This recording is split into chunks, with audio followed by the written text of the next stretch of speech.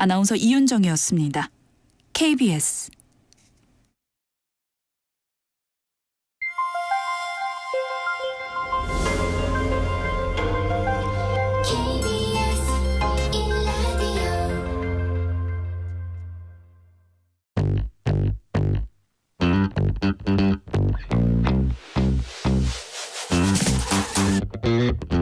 KBS 1라디오 뉴스레터 K.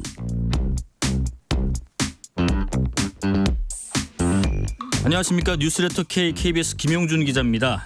민주당의 비례위성정당인 더불어민주연합이 어제 비례대표 순번을 발표한 데 이어서 국민의힘의 비례위성정당인 국민의대가 오늘 비례대표 후보자 순번 35명의 명단을 발표했습니다. 이 내용과 함께 이종섭 주 호주대사 그리고 대통령실 황상무 수석 관련 이슈들 여야 정치 토크 코너에서 자세히 평가해 보겠습니다. 지난해 대한민국 국민 총생산 GDP의 11%를 담당할 정도로 우리 경제에 큰 몫을 담당했던 기업 삼성. 그런데 일각에선 이른바 삼성 위기론이 불거지고 있다고 합니다. 이 분야를 심층 취재한 KBS 서영민 기자와 함께 관련 내용 살펴보고요.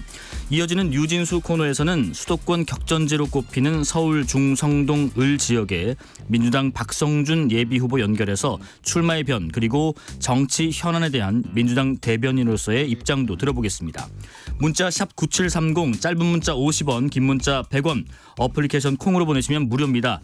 유튜브 KBS 1라디오 계정 채팅으로도 이야기 나누실 수 있고요. 문자 보내주시면 추첨 통해서 커피 쿠폰 보내드리겠습니다. 여러분의 이야기도 많이 들려주십시오. 뉴스레터 K 지금부터 시작합니다.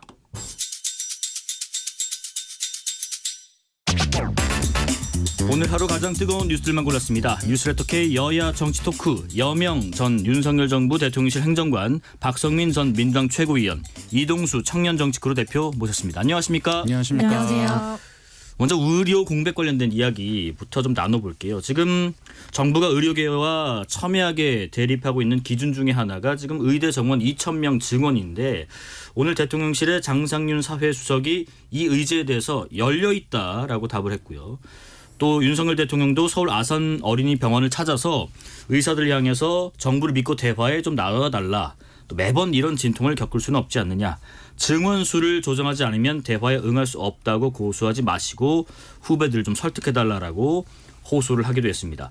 이게 열려있다는 입장을 내세웠는데 향후 의료계와의 어떤 협상 상황의 변화가 있을 것으로 예상할 수 있을지 궁금한데 우선 여명 행정관님 어떻게 이해하면 될까요? 네, 오늘자 한국경제신문에서 150세 시대가 머지않았다라는 기사를 대문에 실었습니다. 네. 이런 시대의 의료 역량은 국가 핵심 기반이고 또 많은 수의 의사가 더 필요하다고 보고 있습니다. 네네. 근데 지금 정부와 전공의 간의 강대강 대치 국면에서 정부가 긴급 응급 대응 상황실까지 운영하면서 응급 환자 대응을 하고 있는데 예. 대치 국면이 길어질수록 결국 피해받는 것은 우리 국민들 아니겠습니까? 예. 대통령실이 오픈돼 있다는 입장을 표명한 것은 협상에 손을 내미는 것과 마찬가지인데요. 의협이 답할 차례라고 저는 생각합니다. 네. 그러면 응답하라 의협인가요? 박성민 최고위원님? 근데 어쨌든 이게 각자가 지금 각자의 말을 하고 있는 상황이잖아요. 그런데 문제는 이 파업이 장기화되고 있다는 거고 지금 사실 더 우려스러운 거는 이제 교수 사직 문제까지도 불거지고 있다라는 그렇습니다. 거죠. 지금 교수들 입장은 이런 거예요. 나의 학생들, 나의 제자들이 형사적으로 처벌을 받을 수 있다. 사법적인 처벌을 받을 수 있다라고 하는 거를 묵과하거나 용인할 수 없다. 네네. 그러니까 이제 정부의 입장에 대해서 강하게 반발을 하고 있는 것이고 근데 이게 문제가 뭐냐면 교수가 사직하게 되면 이제 외래 진료라든지 수술 집도를 맡고 있는 교수들이 사직하게 되면 네. 응급이나 중증 환자의 진료, 수술 이런 것들이 불가해지게 된다는 거죠. 진짜 말 그대로 카오스가 되는 겁니다. 네. 지금도 사실 굉장히 좀 비정상적인 구조로 돌아가고 있지만 환자들이 이미 피해를 보고 있어요. 그런데 네네. 어찌저찌 이제 좀 긴급한 거나 중증 환자는 좀 처리를 하고 있는 상황이지만 그럼에도 교수가 사직하게 되면 진짜 그 피해가 걷잡을 수 없이 커진다. 저는 이 두려움이 국민들께 있을 걸로 보입니다. 그래서 저는 예. 정부가 계속해서 뭐 정부를 믿고 대화에 나서달라라는 공연부를 외칠 게 아니라 이제는 진짜 현실적인 협상안을 들고 대화에 나서야 되는 거고 네네. 정말 협의체가 굴러갈 수 있는 구조를 만들고 협의체 구성에 정부가 적극적으로 나서지 않으면 이 의료 파업의 장기화 국면에서 피해자는 국민이다. 이걸 간과해서는 안 된다 이 생각입니다. 예, 그 의제에 대해서 오픈돼 있다라고 했지만은 그러면서도 이제 350명이면 350명, 500명이 500명 그렇게 얘기하지 말고 근거를 그럼 대봐라라는 얘기도 했습니다. 합성 여지가 있나요?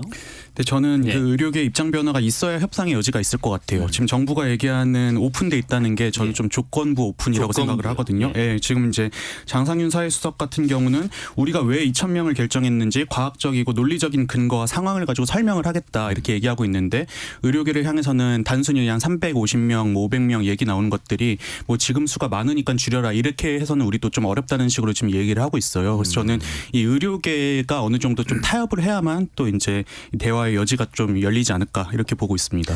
예, 또 한 가지 이슈가요. 지금 국민의힘 한동훈 비대위원장이요. 이종섭 주 호주 대사에 대해서 공수처는 즉각 소환하고 또 본인은 즉각 귀국하는 것이 맞다라고 얘기를 했는데 또 하나가 최근에 한 발언이 지금 논란이 된 대통령실의 황상무 시민사회 수석에 대해서는 거취를 스스로 결정하는 게 좋겠다고도 했습니다.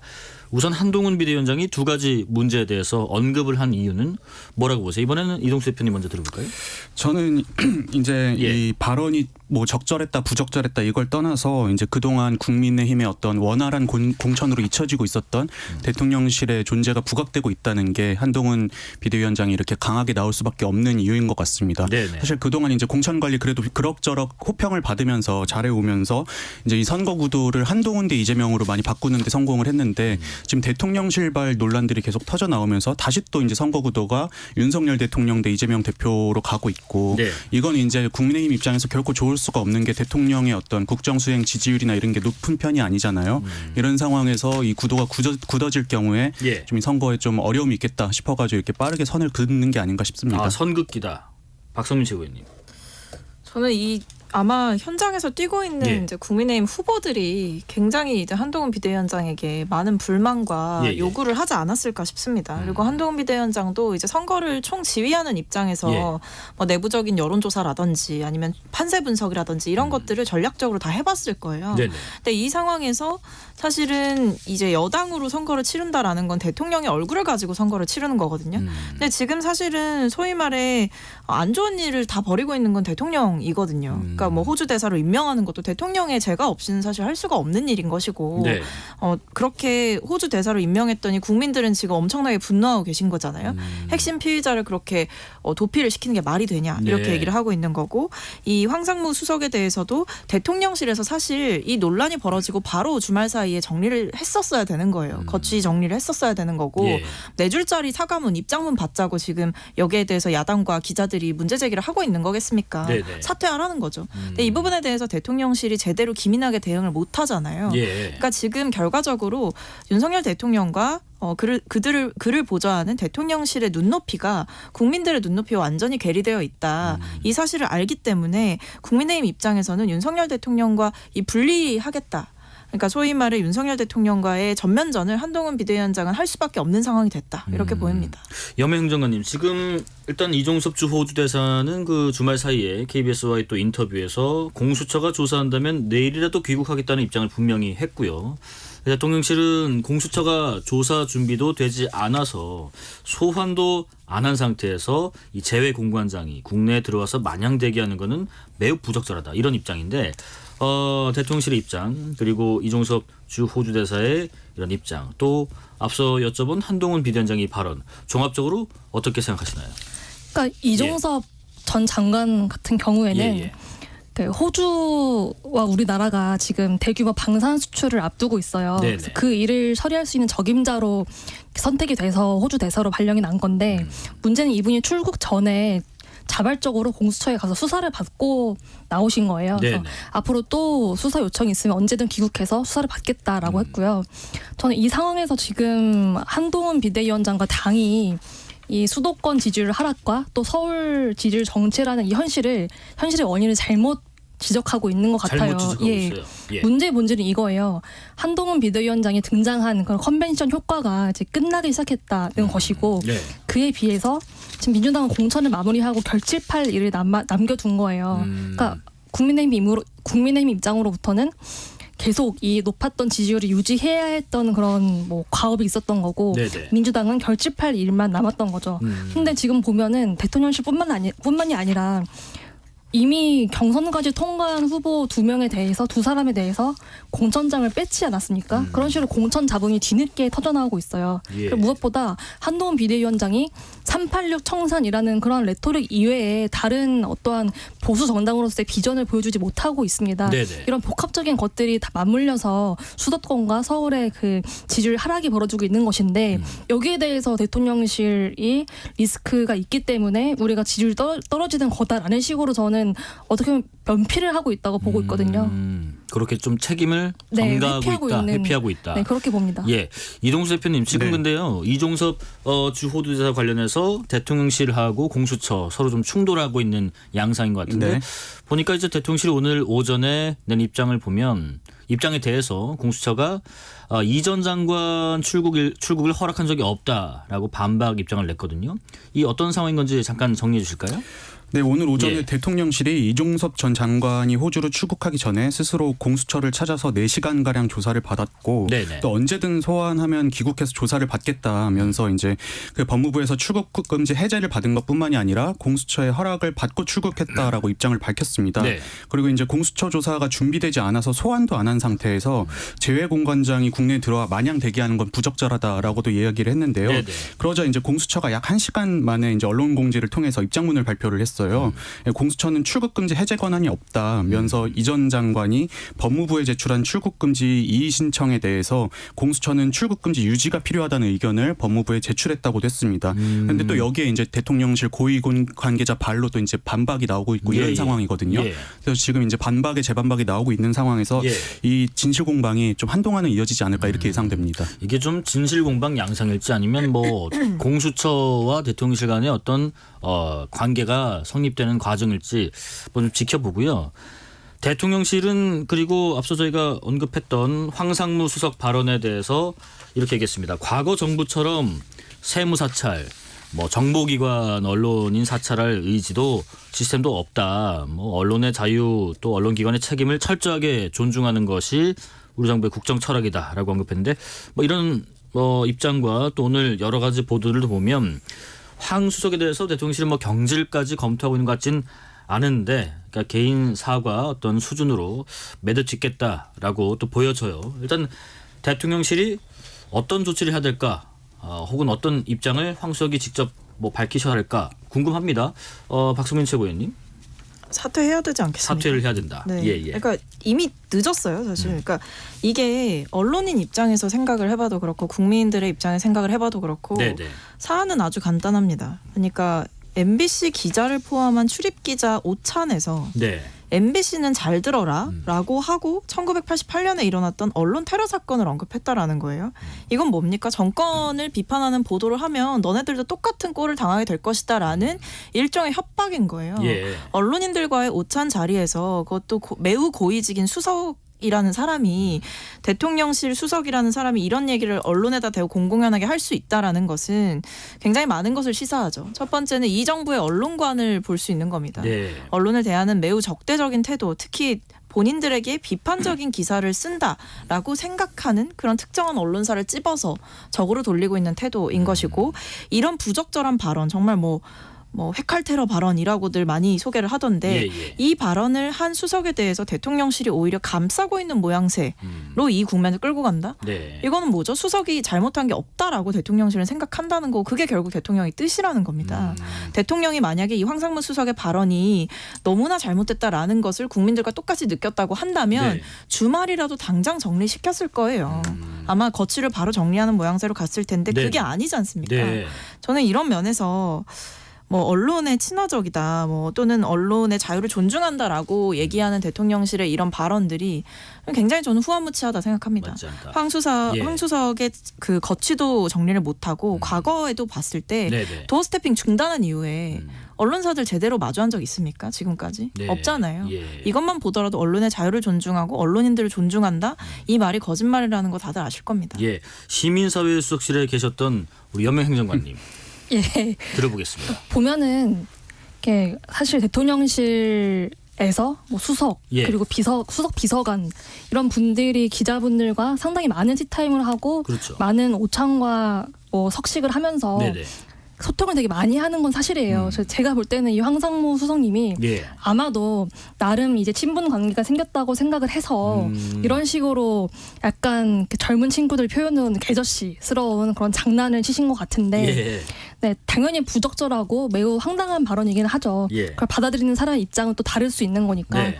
그래서 이런 경우에는 뭐 대통령실의 경질 이런 문제가 아니라 왜 예전에 그 종교 다문화 비서관님이 과거에 페이스북에 포스팅했던 그런 여러 부적절한 발언이 논란됐을 때 자진 사퇴를 하셨거든요. 그래서 이 부분도 황상무 수석께서 이렇게 뭐 심사숙고하셔서 본인의 거취를 본인이 결단해야 할 문제지 이걸 네. 이 발언으로 대통령실이 경질성 뭐 속된 말로 뭐 자른다라는 그런 일은 없을 것 같습니다. 예.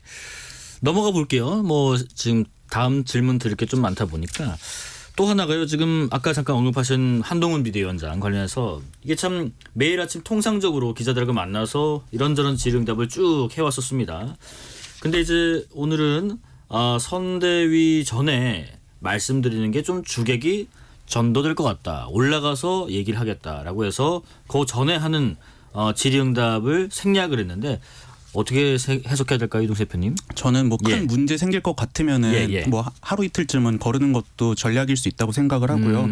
뭐 그 점에서는 이번에 꼭 이거를 비판하고 싶진 않습니다. 네. 그런데 이제 이미 공천도 결정이 났고 선거 때까지는 또 다들 좀 이런 식으로 몸을 좀 사리게 되지 않을까. 예. 근데 이제 너무 이제 이런 모습들이 반복되다 보면은 예. 또 이제 국민들에게 좀 실망감을 안겨줄 수 있으니까는 이런 거는 좀 가급적이면은 뭐 많이 하지 않는 게 좋을 것 같습니다. 약간 그 앞서 뭐 한동훈 위원장의 어떤 그런 발언들 보면은 과거의 어떤 당정 갈등 이른바 이런 게 좀 다시 한번 불거질 것을 좀 우려한 결정이라고 생각할까 그런 것도 좀 궁금합니다. 박성민 최고위원님. 뭐 전략적 예. 회피인 거죠. 그러니까 그 과거에도 뭐 윤석열 대통령도 사실은 마찬가지였습니다. 네. 그러니까 윤한 갈등이라는 것이 표면화됐을 때 갑자기 뭐 이제 민생 회의에 불참하고 이런 일들이 있었지 않습니까? 뭐 감기를 이유로 들긴 했습니다만 어쨌든 결과적으로 뭐 극적인 봉합 이런 장면들을 연출하는 과정들도 있었고 사실은 근데 뭐 한동훈 비대위원장이 뭐 기자들과의 질의응답을 중단했다고 해서 네. 우리가 이 윤한 갈등이라는 것이 없다 이렇게 생각하지는 않는 것이고 이미 갈등은 가시화된 거고요. 예, 그리고 예. 한동훈 비대위원장의 보니까 비공개 석상에서의 발언까지, 그러니까 비공개 회의에서의 발언까지도 기사화가 됐더라고요. 네. 그러니까 좀 문제의식을 지금 상황에 대해서 많이 느끼고 있는. 네. 그러니까 그런 거를 용산에서 아마 다 보고 있을 거고요. 그리고 소통도 아마 할 겁니다. 여러 방면으로. 네. 그러니까 그렇기 때문에 한동훈 비대위원장의 생각을 윤 대통령도 알 것이고 한동훈 비대위원장 역시 윤 대통령의 생각을 알고 있기 때문에 이미 갈등은 시작된 것이다. 그리고 이것은 봉합하기가 상당히 어렵지 않을까라는 전망이 듭니다. 그거 좀 여쭤볼게요. 지금 민주당은 그 정봉주 전 의원의 공천이 취소된 그 지역 서울 강북을 지역에서 박용진 의원 그리고 조수진 변호사 경선을 치르기로 했는데 지금 보면은 박 의원에게는 감점 30% 반대로 조 변호사는 여성 정치인 신인 자격으로 가점 25%. 이거 뭐 거의 지는 거 아니냐. 본인도 그렇게 예상을 하고 있는데 이 지역 결과는 그렇게 될까요? 그렇게 될 수밖에 없는 구조인가요?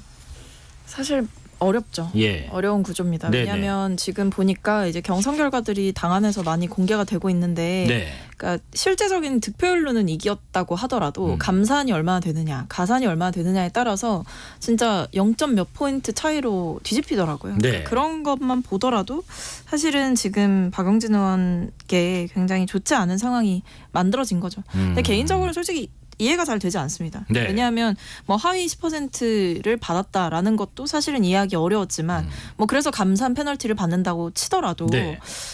사실은 강북 을 지역의 국회의원을 뽑는 선거에서 왜 전국의 권리당원들의 투표가 들어가게 되는 것이냐 그것이 전 상당히 좀 의문스럽고요. 예. 그리고 지금 뭐 경선을 치르기로 결정했고 전략 경선으로 해서 후보자 공모를 다시 받았는데 이 과정에서 사실 잡음이 좀 많았죠. 네네. 그러니까 뭐 차점자에게 줄 수 있는 것 아니냐. 왜냐하면 뭐 다른 순천 지역의 사례가 있기 때문에 그런 얘기가 나왔는데도 불구하고 이렇게 진행을 하는 게 제가 봤을 땐 솔직히 좀 무리하다 이런 생각이 듭니다. 예.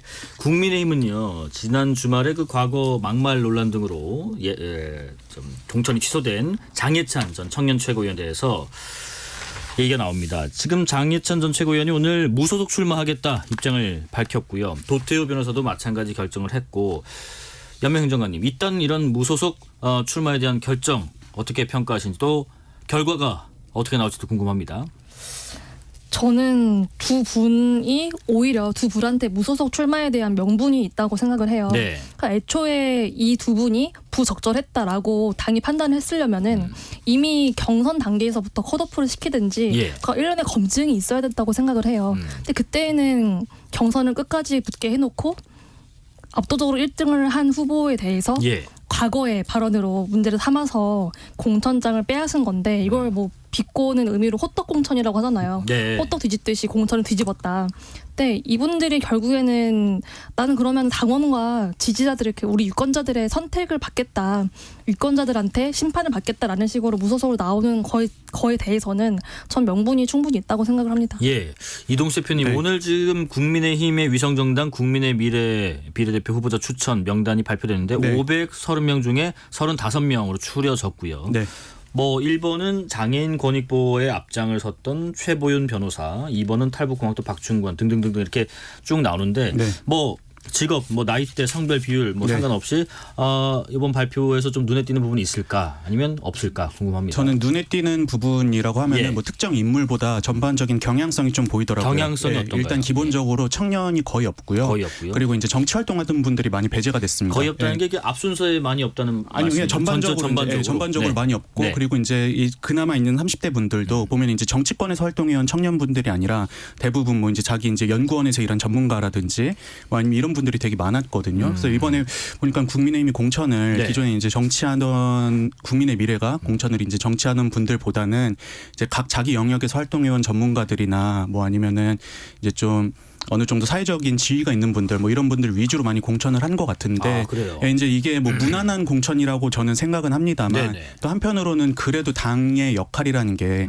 청년 인재들 잘 길러내서 어떤 한국 사회를 이끌어 나갈 어떤 이런 분들을 배출해야 되는 기능도 있어야 되는 거잖아요. 네. 근데 그 점이 좀 보이지 않는다는 점에서는 좀 안타까웠습니다. 염영 행정관님 궁금한 게 있는데 이번 명단 이제 나온 지 얼마 안 됐는데 24번 받으셨던 분이죠. 주기환 전 국민의힘 광주시당 위원장이 총선 비례 후보 사퇴하겠다 그러면서 조금 그런 비판을 했습니다.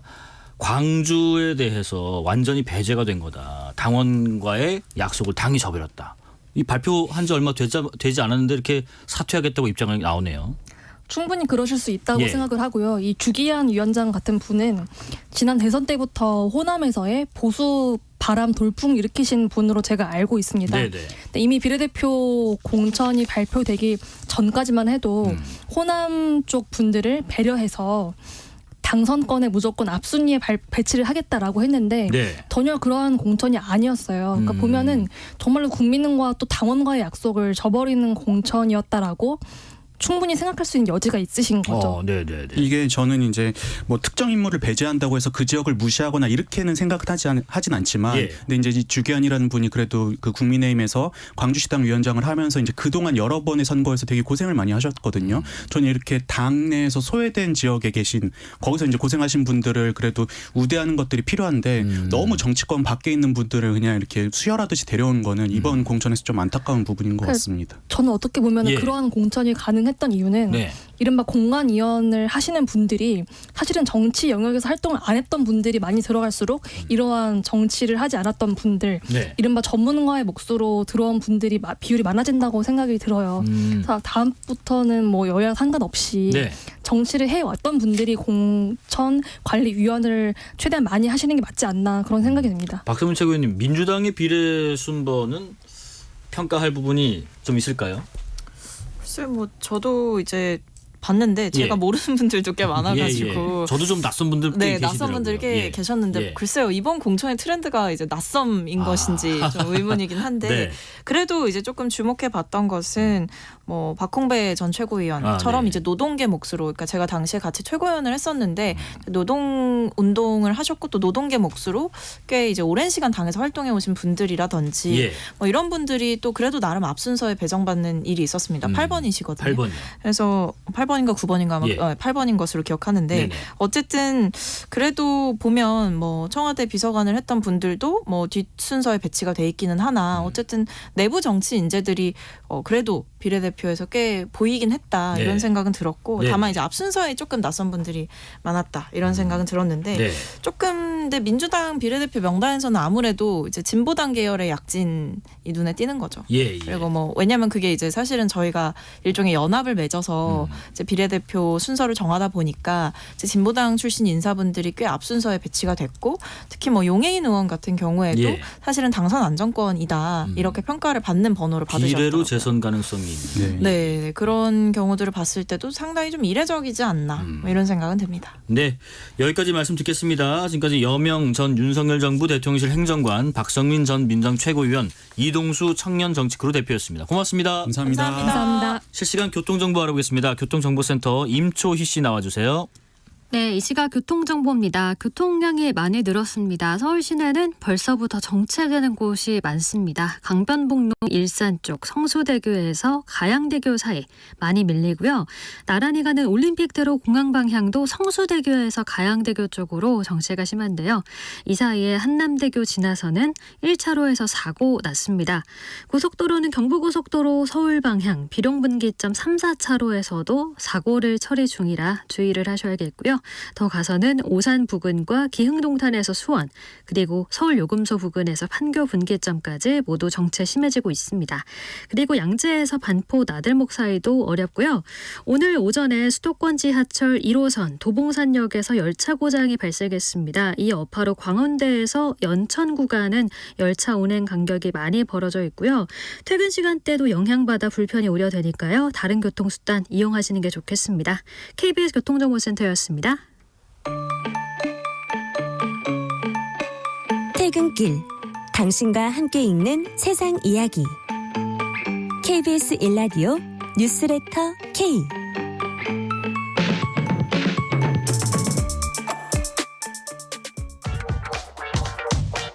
뉴스의 진수를 보여주는 인터뷰 뉴 진수 뉴스의 진수를 보여주는 인터뷰 뉴진수.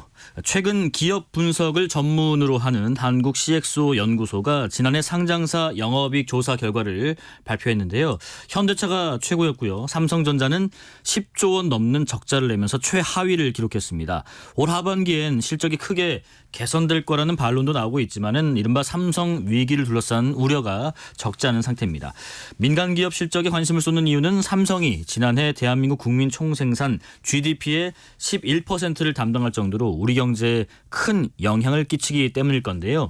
이 분야를 심층 취재해서 KBS 시사기획 창에서 방송한 KBS 서영민 기자 함께 살펴보겠습니다. 안녕하십니까? 안녕하세요. 예, 방송 잘 봤습니다. 고생하셨습니다. 감사합니다. 퀄리티가 굉장히 높더라고요. 더 많은 분들이 봐주시면 좋겠습니다. 예, 그렇습니다. 조회수가 잘 나오고 있는 것 같은데요. 네. 일단 그 삼성전자에 대한 비관 또 낙관이 교차하는 것 같긴 하더라고요. 네. 우선은요, 숫자로 나타난 삼성전자 또 삼성의 현재 상황을 한번 평가해 주실까요? 지난해 실적이 아주 안 좋았다고 예, 하죠. 예. 그 반도체 부분에서는 15조 원의 영업 적자가 나왔다는데 예. 사실 삼성이 영업 적자를 반도체에서 15조 원이나 기록한다. 이런 일은 없었습니다. 네. 네, 엄청난 숫자의 적자였는데 근데 전반적으로는 다른 부분에서 이익이 좀 낮기 때문에 영업 이익을 거두긴 했습니다만 작년은 최악이었다라고 예. 했습니다. 예. 그런데 올해는 좋을 거라고 합니다. 영업 이익이 한 30조 넘을 거라고 하죠. 네네. 엇갈립니다. 그럼 누구 말을 믿어야 되나? 그러게요. 어떤 보도를 믿어야 되나 하는 약간 궁금증이 생길 수도 있고요. 예. 사실 갤럭시 S24 스마트폰이 새로 나왔죠. 네. 이때도 최초의 AI 폰이다. 굉장히 기대감이 있다. 이런 보도가 쏟아지는데 네. 또 동시에 삼성 스마트폰이 작년에 전 세계에서 1등을 하던 걸 13년 만에 2등이 됐대요. 떨어졌대요. 네. 그리고 뭐 상위 110개 모델에는 삼성 갤럭시 S는 없다. 굉장히 안 좋은 뉴스들도 그러게요. 있습니다. 네. 뭘 믿어야 되나. 뭐 이런 궁금증이 생기실 텐데 네네. 저도 그런 궁금증이 있었고 그래서 삼성의 현재를 어떻게 볼 수 있을까를 예. 좀 장기적인 매출 데이터를 가지고 한번 쭉 살펴봤더니 예. 이거 좀 위험하다. 이거 위기라고 부를 수도 있겠다는 생각이 들어서 여러 예. 가지 다른 재료들과 함께 다큐멘터리를 만들어 보았습니다. 예. 영업 적자가 15조 원이었다는 게 사실 네. 어느 하루아침에 뭐 하나 잘못해서 딱 일어난 게 아니라 누적된 뭔가의 수치일 것 같긴 한데 네. 지금 그래서 현재 상황을 두고 지난 10년 동안에 그 소제목도 그렇더라고요. 삼성 잃어버린 10년이었는데 이게 왜 잃어버린 10년 이 시간이었던 건가요? 네. 지난 10년의 매출 실적을 봤더니 네. 좀 너무 안 좋더라. 그러니까 저희가 듣기로는 코로나 비대면 수요가 확산됐을 때 예. 삼성이 영업이익을 엄청나게 기록합니다. 뭐 역대 최고 영업이익을 기록했는데 네네. 그게 안 좋다는 게 무슨 말이냐라고 하실 수 있는데 장기적으로 보자는 겁니다. 그래서 제가 한 98년 정도부터의 삼성전자의 실적을 쭉 시계열로 한 25년 정도를 펼쳐봤더니 네. 2013년이 기점입니다. 아. 2013년 이전과 이후의 삼성전자는 다른 삼성전자입니다. 그래요. 그러니까 2013년까지 1998년부터 예. 15년간은 쭉 우상향 성장합니다. 네. 그래서 98년에 비해서 2013년의 삼성전자는 10배 이상 큰 회사입니다. 15년 동안 예. 연평균 17% 성장합니다. 네네. 사실 이 기간 동안에 금융위기도 있었고 IMF 외환 위기도 있었고 그렇죠. 닷컴 버블도 터졌습니다. 근데 98년, 삼성은 2008년 네, 뭐 네네. 맞습니다. 쭉 위기가 예, 있었지만 예. 삼성은 계속 꾸준히 올라온 겁니다. 예. 그건 삼성에게 어떤 굉장한 힘이 있었다는 그러게요. 얘기인데 예. 근데 2013년 이후로 삼성은 완전히 달라집니다. 2013년 수준의 매출을 14년, 15년, 16년 모두 하회합니다. 그러니까 3년 연속해서 2013년보다 낮았던 거예요. 그러다가 반도체 슈퍼 사이클이 오니까 쭉 올라갔다가 다시 떨어졌다가 코로나 비대면 수요가 오니까 올라갔다가 떨어집니다. 예. 그러니까 사이클을 그린다는 얘기입니다. 삼성전자 매출이 사이클을 그리는 거 당연하지 않냐라고 생각할 수 있으십니다. 네네. 메모리가 사이클이 있으니까. 근데 13년 이전에는 절대 그렇지 않았다. 삼성전자는 그전에는 쭉 성장했고 13년 이후로는 D램 사이클에 따라서 삼성전자 전체 매출이 사이클을 그린다. 예. 요 아주 큰 차이가 있다라는 얘기를 하고 싶었고 네네. 그래서 13년 이후니까 10년 잃어버린 10년이라고 볼 수 있겠다는 것이고 사실 이게 갤럭시 S24라는 스마트폰을 보면 단적으로 좀 설명을 드리기 그래요? 쉽습니다. 네. 뭐냐면 갤럭시 S24 울트라 그 최고 좋은 삼성이 올해 내놓은 가장 좋은 스마트폰인데 예. 이 스마트폰의 시장에서의 지위가 어떠냐 요거를 하나 살펴보면 삼성의 스마트폰이 전 세계 스마트폰 시장에서 차지하는 위상이 어떻게 변하고 있느냐를 볼 수 있습니다. 예. 안 좋은 방향으로 변해가고 있습니다. 아까 말씀드렸듯 삼성이 2011년 이후로 13년 만에 처음으로 2등을 합니다. 애플한테 내주는데 네. 그만큼 시장 점유율이 떨어졌다. 이건 판매량입니다. 근데 이 판매량도 자세히 살펴보면 삼성의 모델은 글로벌 탑 10 모델 가운데 8, 9, 10 위에 세 모델이 있긴 한데 예. 그 위로 7개 모델은 전부 애플입니다. 애플의 프로 맥스, 15, 14, 13 뭐 이런 식으로 네. 애플 모델 7개가 차지하고 삼성이 3개가 있는데 그게 A라는 모델입니다. A요. 갤럭시 A 예. 중저가 모델. 인도에서 1위 하는 모델 네. 아니면 인도네시아나 브라질 이런 곳에서 신흥시장에서 잘 팔리는 모델. 네네. 그러니까 갤럭시 S라는 모델은 없는 겁니다. 이 순위에. 왜냐? 존재감이 떨어졌기 때문이다. 네. 그게 한 가지입니다. 갤럭시 S24 울트라를 보면서 알 수 있는 것. 다른 한 가지는 이 안에 들어있는 핵심 칩에 관한 이야기입니다. 칩이요. 네. 그러니까 일단은 한 가지는 제일 최신에 나온 최고사양의 삼성 신형 스마트폰이 안 팔린다. 그러니까 세계 시장에서 존재감이 없어졌다. 존재감이 없다. 안 팔리진 예, 않을 예. 겁니다. 예. 예. 그런데 존재감이 너무 없다. 애플에 비해서. 네. 왜냐하면 1등을 겨루는 사이인데 그렇다면 프리미엄 모델에서 승부를 낼 수 있어야 네. 수익률을 제고할 수 있는데 그럴 수 없는 상황이다. 이 얘기인 겁니다. 그게 한 가지고요. 네. 그다음에 핵심 칩을 말씀하셨는데 네. 이 핵심 칩이 어떤 칩을 말씀하시는 걸까요? AP라는 칩인데 예. 이거 쉽게 말하면 컴퓨터의 CPU 같은 칩, 컴퓨터의 두뇌 같은 그렇죠. 칩입니다. 근데 스마트폰의 AP는 CPU보다 더 압도적으로 많은 성능을 담당합니다. 통신 칩이기도 하고 예. 계산도 하고 그래픽도 담당하고 다양한 거의 모든 스마트폰의 연산 기능, 계산하는 기능은 다 이 칩이 담당하거든요. 네네. 근데 이 칩이 삼성전자에 들어간 제품인데 예. 그리고 미국의 퀄컴이라는 회사가 설계한 제품인데 예. 이 제품이 파운드리 위탁 제조된 실제로 만들어진 곳은 삼성전자가 최대 경쟁자로 삼는 TSMC라는 타이완에 점입니다. 있는 예. 네. 그러니까 삼성이 판매하는 휴대전화의 핵심 칩은 미국 회사 퀄컴 네. 건데 이게 타이완 업체가 주문 생산한 거다 이 말씀이시고 네. 그러니까 얼핏 듣기도 삼성도 비슷한 칩을 만들었지만은 이게 다른 어떤 이유 때문에 문제를 겪고 있는 거다라는 것 같은데 어떤 기술적인 한계가 있는 거예요? 이게 그 삼성이 겪고 있는 예. 그래서 갤럭시 S24를 보면 그 알 수 있는 네네. 정말 중요한 건데 네. 신성장 동력에서 어려움을 겪고 있습니다. 제가 아까도 말씀드렸지만 삼성이 D램에만 의존하면 출렁출렁 매출이 출렁거린다고 말씀드렸어요. 네네. 그런데 2013년 이전에 삼성은 그렇지 않았거든요. 다양한 신성장 동력이 D램 이외에 뭐 플래시 메모리라든지 대화면 LCD 디스플레이라든지 아니면 애플의 아이폰에 부품을 댄다든지 직접 갤럭시 스마트폰을 만들다든지 중요한 시기마다 계속해서 신성장 동력이 나왔고 네. 그리고 지금 삼성이 신성장 동력으로 삼았던 부분도 바로 이 칩을 만드는 비즈니스입니다. 삼성은 메모리만 하는 회사였는데 근데 최근에 그 세계 IT 시장이 변화하면서 예, 예. 설계만 하는 논리칩, CPU 같은 칩을 설계만 하는 기업이 나오고 그 설계한 것을 만들어주는 파운드리라는 회사가 나옵니다. 이 파운드리 비즈니스 모델이라고 하는데 위탁 제조하는 회사가 굉장히 중요해지는 겁니다. 예. 왜냐하면 최첨단 칩을 설계만 하면 이 칩을 만들어주지 않으면 아무 쓸모가 없거든요. 그렇겠죠. 근데 만들어줄 수 있는 이 회사가 을인데 어찌 보면 위탁 제조해주는 회사니 을인데 슈퍼 을인 겁니다.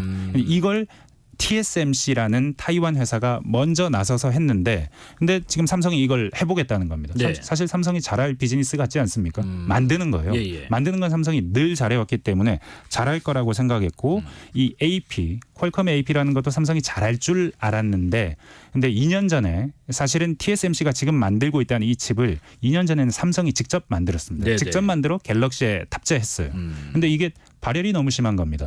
그래서 발열이요. 네, 당시에 막 GOS 파동이라고 해서 삼성전자 부회장이 나서서 죄송합니다. 사과도 했었는데 뭐 다양한 얘기가 있지만 핵심적인 얘기는 이겁니다.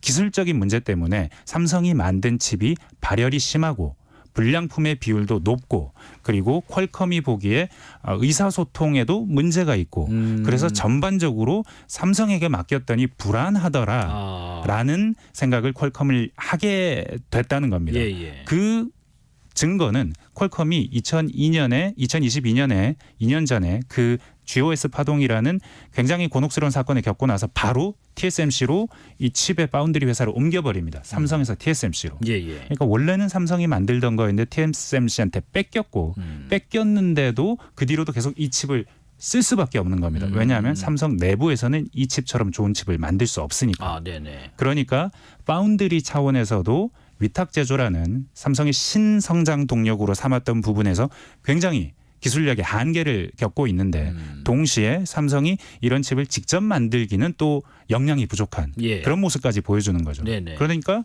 지금 갤럭시 S24 울트라를 보면 적의 심장을 달고 있는 그리고 스마트폰 시장에서 점점 존재감을 잃어가는 프리미엄 스마트폰을 볼 수 있는 거죠. 예. 더 777님 네. 갤럭시 S24에 TSMC가 만든 칩을 넣은 거죠. 수율이 안 나오니까 어쩔 수 없이 그런 건가요? 하시는데 일리가 있는 말씀이신가요? 네, 수율이라는 것이 예. 불량품의 네네. 비율입니다. 불량품이 적어야 수율이 높아지는데 네. 삼성의 수율이 굉장히 낮은 것으로 당시 알려져 있었습니다. 예. 자, 우리가 근데 지금 인공지능 AI라는 것으로 대표되는 이 컴퓨팅이 대세가 되면서 네. 지금 신속하게 많은 정보를 빨리 교환하는 방식에 대한 수요가 지금 폭증하고 있다고 들었는데 이 과정에서 용어가 하나 나옵니다. HBM 이게 고대역폭 메모리라고 하던데 네. 이게 어떤 메모리 반도체인가요? 이게 약간의 설명이 예, 필요한데요. 예, 컴퓨터 기존의 컴퓨터는 그 중앙 연산 장치, 네. 계산기와 CPU일 수도 있고 요즘 휴대전화에는 AP입니다. 아까 말씀드린 AP 칩. 예. 바로 그 중앙 계산기가 있고 그 계산기에다가 계속해서 정보를 날라다주는 메모리라는 손발이 있습니다. 네. 그러니까 중앙 연산 장치와 메모리 이 두 개가 컴퓨터에 지금도 앞으로도 계속해서 중심일 겁니다. 그리고 삼성전자가 잘하는 건 중앙 연산 장치에 손발이 되어서 계속해서 정보를 날라다주는 요 메모리였습니다. 예, 예. 근데 이 HBM은 메모리입니다. 근데 좀 다른 메모리입니다. 이게 근본적으로 시장 지형이 변하고 있기 때문에 네. GPU라는 엔비디아 제품 많이 들어보셨을 텐데 네. 이게 AI 시대의 총알이라고 합니다. 왜 총알이냐? 그 CPU가 못하는 걸 GPU가 하거든요. 네네. 이를테면 GPU가 더 좋은 성능이 좋은 것 하나하나의 그 칩의 성능이 좋아서는 아닙니다. 사실은 좀 더 단순하고 비유하자면 CPU가 수학으로 대학 교수를 하고 있는 굉장히 저명한 학자 한두 명이라면 예. GPU는 산수 잘하는 초등학생 한 100명, 200명입니다. 그러니까 굉장히 복잡한 계산은 못해요. 예. 근데 단순한 반복 작업은 굉장히 잘하는 겁니다. 근데 지금 AI 시대가 되면서 그 작업이 필요해요. 예. 끊임없이 반복되는 단순 반복 작업을 해줄 중앙 처리 장치가 필요한데 그게 GPU. 그게 예. GPU입니다. 예. 그래서 엔비디아가 곽광을 받는 겁니다. 근데 이 엔비디아에게 GPU는 만들 능력이 있는데 메모리는 삼성, SK 하이닉스, 마이크론 이 세 회사밖에 못 만들어줘요. 네네. 근데 엔비디아는 늘 불만입니다. 우리는 GPU는 동시에 많은 계산을 해야 돼서 메모리가 동시에 많은 정보를 주면 좋겠는데 지금의 메모리는 그러지 못하는 겁니다. 예. 그래서 전통적인 메모리에서는 병목 현상이 발생했고 그래서 HBM이라는 걸 쓰게 된 겁니다. 메모리를 여러 단 쌓아서 GPU 바로 옆에 붙여놓습니다. 그래서 메모리에서 GPU로 오는 길이 굉장히 많다라고 뭐 도식적으로 생각하면 그렇습니다. 기존의 메모리에서는 CPU까지 길이 하나였다면 이 HBM은 길이 막 10개, 20개 뭐 이렇게 많이 늘어나서 훨씬 더 빨리 정보가 중앙 연산 장치로 갈 수 있는 겁니다. 동시에 많이 계산하니까 그런 기능이 필요한 거죠. 근데 이걸 삼성이 메모리 1등인 삼성이 2등인 하이닉스한테 뒤졌다. 그러게요. 이겁니다. 그래서 지금 이게 지금 시장에서 우리가 항상 삼성, SK, 이 하이닉스 이렇게 얘기를 하는데 이 HBM은 SK 하이닉스가 삼성을 앞섰고 그래서 지금 화제가 되고 있는 것 같은데 이 지금 AI 시대의 최고 기업 엔비디아의 삼성이 납품을 못 하고 있는 네. 이 SK 하이닉스가 납품을 하고 있는 네. 이거 상황은 왜 이렇게 갑자기 역전된 건가요? 사실은 예. HBM에 대해서 삼성이 큰 비중을 차지하는 부문으로 성장할 거라고 예측하지 않은 부분이 있는 것 같습니다. 미래 전망을 좀 예상을 실패했나요? 네, 그러니까 2019년에 예. 연구 개발을 중단했다고 해요. 그래서 SK는 계속 개발을 했고 네. 엔비디아는 이것이 필요했고 사실은 기억하시겠지만 2, 3년 전까지만 해도 오픈 AI가 만든 챗GPT가 없었고 네네. 그때까지만 해도 HBM이라는 것이 어디에 쓰일 것인지 좀 불투명했습니다. 뭐 게임하라고 이 칩을 만든다면 게임용 칩이 그렇게 시장이 커질까 하는 생각을 할 수도 있겠죠. 여튼 수익성 생각하다가 삼성이 조금 뒤로 처진 겁니다. 그러니까 HBM 관련해서 삼성 측이 일단 이게 시장성이 있냐 없냐 미래 어떤 전망이 비전이 있냐 없냐를 둘러싸고 좀 네. 확신을 안 갖고 있었던 것 같고 네. 근데 지금 또 이제는 시장 형성됐으니까 네. 삼성에서도 이 HBM 시장에 곧 적응할 거다. 네. 적응해 나가고 있다. 이런 입장인 걸로 알려졌는데 이게 맞나요? 사실은 저는 이 부분에서 예. 굉장히 중요한 의미를 읽어야 한다고 생각합니다. 네네. 왜냐하면 삼성이 뒤졌습니다. 뒤진 이유를 보자니 이게 시장성이 별로 없다라고 판단을 한 겁니다. 예. 그 내부 얘기를 들으면 익명의 얘기를 좀 듣자면 우리가 이거 어려워서 안 만든 거 아니다. HBM 그렇게 어려운 거 아니다. 근데 이거 만들어 놓으려면 굉장히 돈이 많이 들어갈 텐데 예. 그 들어가는 돈은 많은데 사가는 사람이 없으면 우리 만들어 놓고 재고 쌓이면은 적자인데 그렇죠. 이거 우리가 감당하기 어렵다. 네네. 동시에 HBM이라는 게 어렵지는 않지만 복잡하다. 만드는 게 복잡해서 라인 하나를 전체를 HBM한테 내줘야 된다. 예. 근데 HBM한테 라인 하나를 다 내주면 그러니까 우리 지금 메모리는 만들면 바로 팔리는데 그러니까 시장 가격의 문제일 뿐 만들면 팔린다는 건 정해져 있는데 이 만들면 팔리는 걸 내놓고 만들어서 팔릴지 안 팔릴지 불확실한 것을 위해서 라인 하나를 다 내기는 좀 곤란하다. 근데 이제 팔린다는 게 확인됐으니 지금부터 만들면 된다 하는데 네네. 거기에 바로 문제가 있는 겁니다. 왜냐하면 예. 가장 잘 나가던 기업들이 그 세계 기업사에 보면 흥망성쇠가 있고 100년 기업이 없다는 얘기도 할 정도로 계속해서 앞서 나가는 기업은 바뀝니다. 네. 가장 큰 특징은 가장 큰 기업, 가장 중요하던 기업이 어떻게 쓰러지느냐. 그거 돈이 안 될 것 같아라고 해서 네네. 안 하다가 쓰러집니다. 그러니까 대표적인 예가 인텔이거든요. 네. 지금 인텔이 옛날에는 우리 모든 컴퓨터에는 CPU가 들어가지만 그 어떤 스마트폰에도 인텔이 만든 CPU는 들어가지 않습니다. 그렇습니다. AP만 들어갑니다.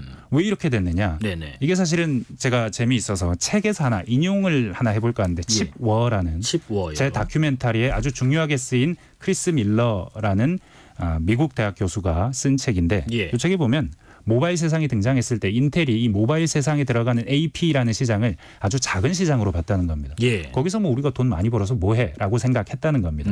그러다가 늦고 난 뒤에는 애플이 먼저 너무 앞서 나가 버리니까 그걸 따라잡으려고 했는데 그때는 아무리 돈을 많이 써도 못 따라잡더라는 겁니다. 늦었지만 우리가 잘하니까 따라갈 수 있어. 실제로 그렇게 될 수도 있지만 예. 인텔 같은 경우는 실패했다는 겁니다. 수익성을 생각하다가 당장에 이게 돈이 될지 안 될지 모르겠어라고 하다가 주춤주춤 하다 보면 뒤로 처진다. 이게 기업사에 굉장히 숱하게 등장하는 사례입니다. 삼성으로 바꿔도 틀리지 않습니다. 그러니까 예. 수익성 떨어지는 일은 하기 싫었어. 인텔은 그랬어를 삼성으로 바꿔도 똑같습니다.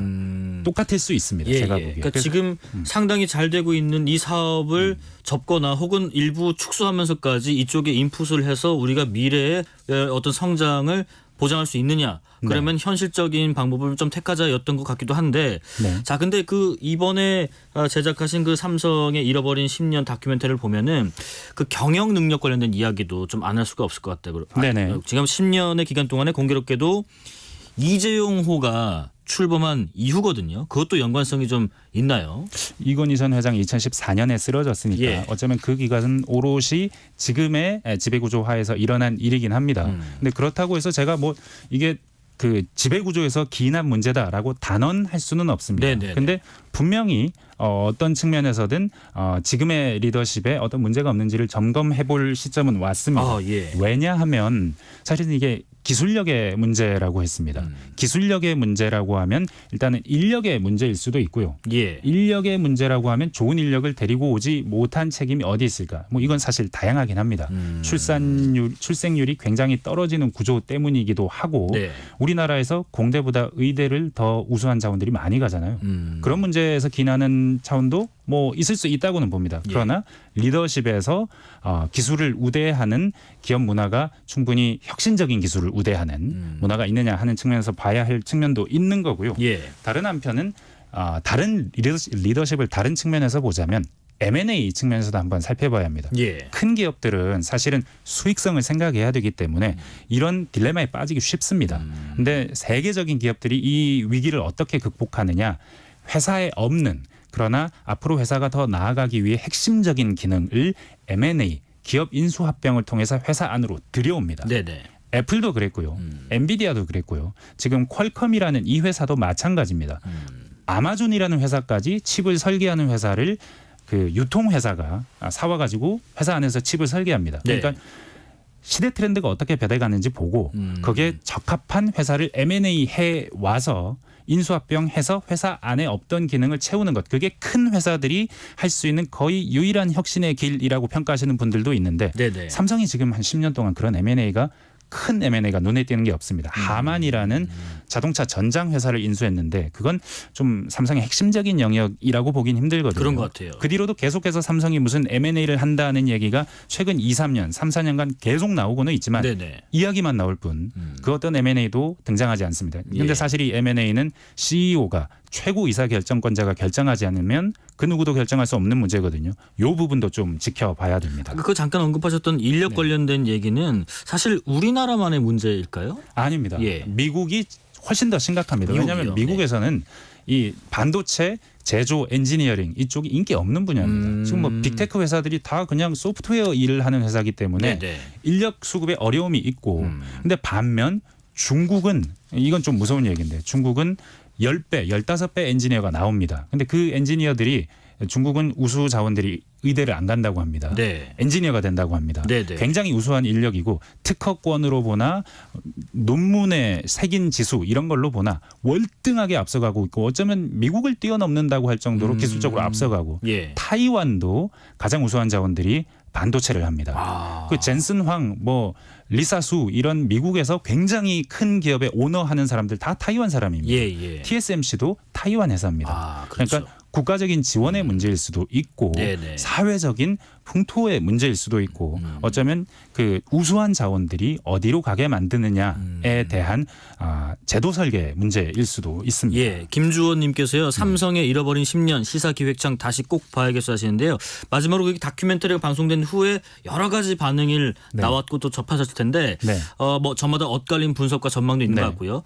어떤 부분이 좀 특히 눈에 띄시던가요? 일단 삼성이 사이클이 있는 회사가 아니다 원래 2013년 이전에는 아니다라는 걸 보여줬고 2013년 이후로 확 다르다는 걸 보아서 좀 충격적이다, 걱정된다, 우울하다라는 얘기가 많았는데 알면 대응할 수도 있지 않을까 하는 생각도 일단은 들고 네네. 또 주가 차원에서 안 좋은 뉴스들이 계속 나오면 이제 사야 되는 시점 아니냐라는 얘기를 하시는 분들도 계신데 예. 저희는 주가를 보는 사람들은 아니고 국가 경제가 삼성이 워낙 중요하기 때문에 어떻게 변해가고 있는지를 살피는 게 중요하다는 차원에서 예. 보고 있다는 점도 말씀드리고 싶고 또 네네. 삼성 잃어버린 10년 유튜브에서 검색하시면 지금도 잘 보실 수 있으니까 예. 보시고 우리나라 미래, 삼성전자의 미래를 고민하는 시간 가져보시는 것도 좋을 거라고 저는 생각을 합니다. 유호이님께서요. 개인적인 질문 하나 하시네요. 기자님, 삼성 관계자만큼 삼성의 앞날에 대해 걱정해 주시네요.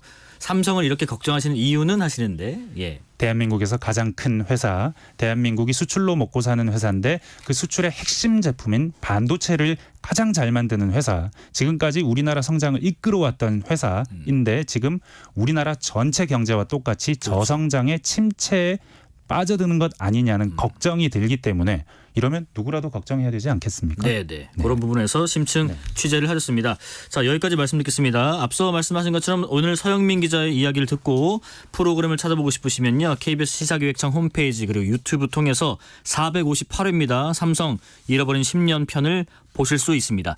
지금까지 KBS 서영민 기자였습니다. 고맙습니다. 감사합니다. 6시에 2부 이어가겠습니다.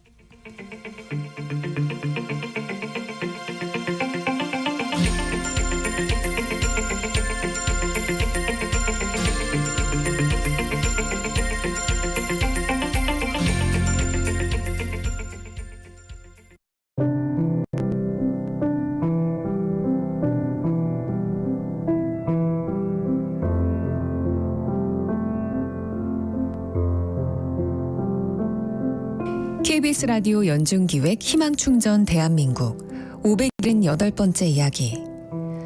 안녕하세요. 아나운서 유지원입니다. 매일 아침 민정이는 학교에 가기 전 엄마가 먹을 죽을 끓이고 약을 준비합니다. 7살 때부터 고등학생이 된 지금까지 엄마의 돌보미로 살아온 민정이. 오랜 시간 지병을 앓아온 엄만 작년 말 위암 수술로 위의 반 이상을 절제했는데요. 체중도 20kg 넘게 빠져 거동조차 힘겨운 상태. 수업이 끝나면 민정이는 집으로 달려와 엄마를 씻기고 4번의 죽을 쑤며 수십 개의 약을 챙깁니다. 엄마가 잠든 후에야 비로소 책을 펴는 고된 환경이지만 민정이의 성적은 늘 상위권인데요. 이런 딸에게 아무것도 해줄 수 없어 가슴 아픈 엄마는 오늘도 몰래 눈물을 닦습니다. 민정이와 엄마가 평범한 일상을 찾을 수 있도록 여러분이 격려와 응원을 보내주세요. 여러분의 따뜻한 손길이 희망의 빛이 됩니다. ARS 060-700-1580 060-700-1580 한 통화 3,000원으로 희망을 선물해 주세요. KBS 라디오 연중기획 희망충전 대한민국은 초록우산 어린이재단, 인탑스 주식회사, 그리고 청취자 여러분과 함께합니다. ARS 060-700-1580 한 통화 3,000원입니다.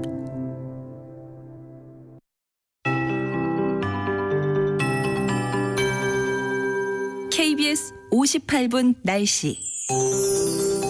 환절기 건강관리와 함께 불씨관리 잘 해주셔야겠습니다. 산불경보 주의 단계가 내려진 가운데 동쪽의 대기가 많이 건조한데요. 강원, 경상권, 충북과 일부 전남 동부에 건조주의보가 발효 중입니다. 내일 봄비 소식이 있습니다. 다만 남부지방은 비의 양이 적어서 건조함이 계속되겠고 강원 산지를 중심으로 많은 눈이 내릴 전망입니다. 내일 오전 중부지방과 전북 북부에 비가 오기 시작해 오후부터 전국으로 확대하겠습니다. 모레 새벽부터 아침 사이 대부분 그치겠지만 동해안은 오후까지 이어질 수 있고요. 제주도는 내일 새벽부터 아침 사이 가끔 비나 눈이 오겠습니다. 내륙 산지 곳곳에선 눈으로 바뀌어 내리며 강원 산지에 최대 15에서 20cm 이상 폭설이 쏟아지겠습니다.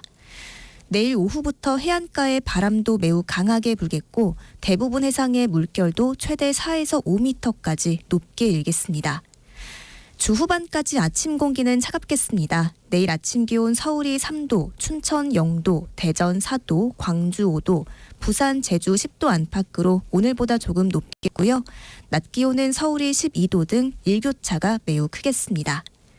지금 서울의 기온은 10.2도입니다. 박대우입니다.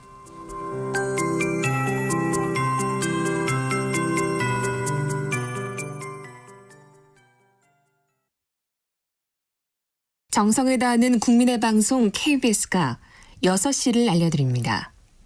AM 711kHz, FM 97.3MHz, KBS 1라디오입니다. HLKA.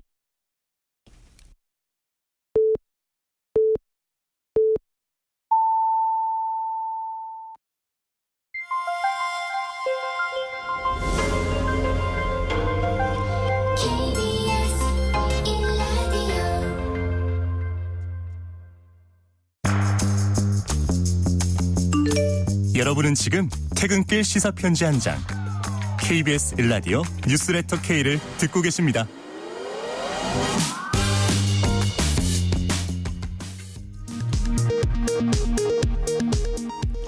이 시각 라디오 정보센터 뉴스입니다.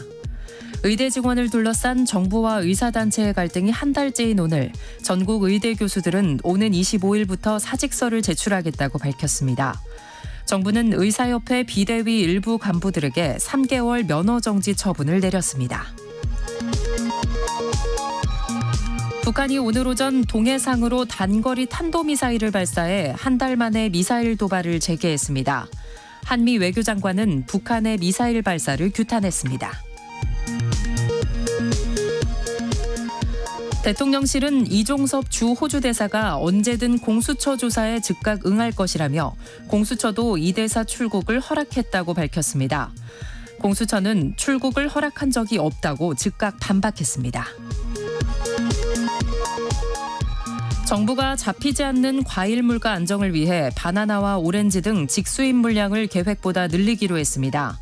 지난 15일 물가 안정 대책이 나온 이후 사흘 만에 나온 추가 대책입니다. 푸틴 대통령이 러시아 대선에서 역대 최고 득표율로 승리하며 종신 집권의 길을 열었습니다. 미국 등 서방은 공정하지 못한 선거라고 비난했습니다. 지금까지 라디오 정보센터 뉴스 편유희였습니다.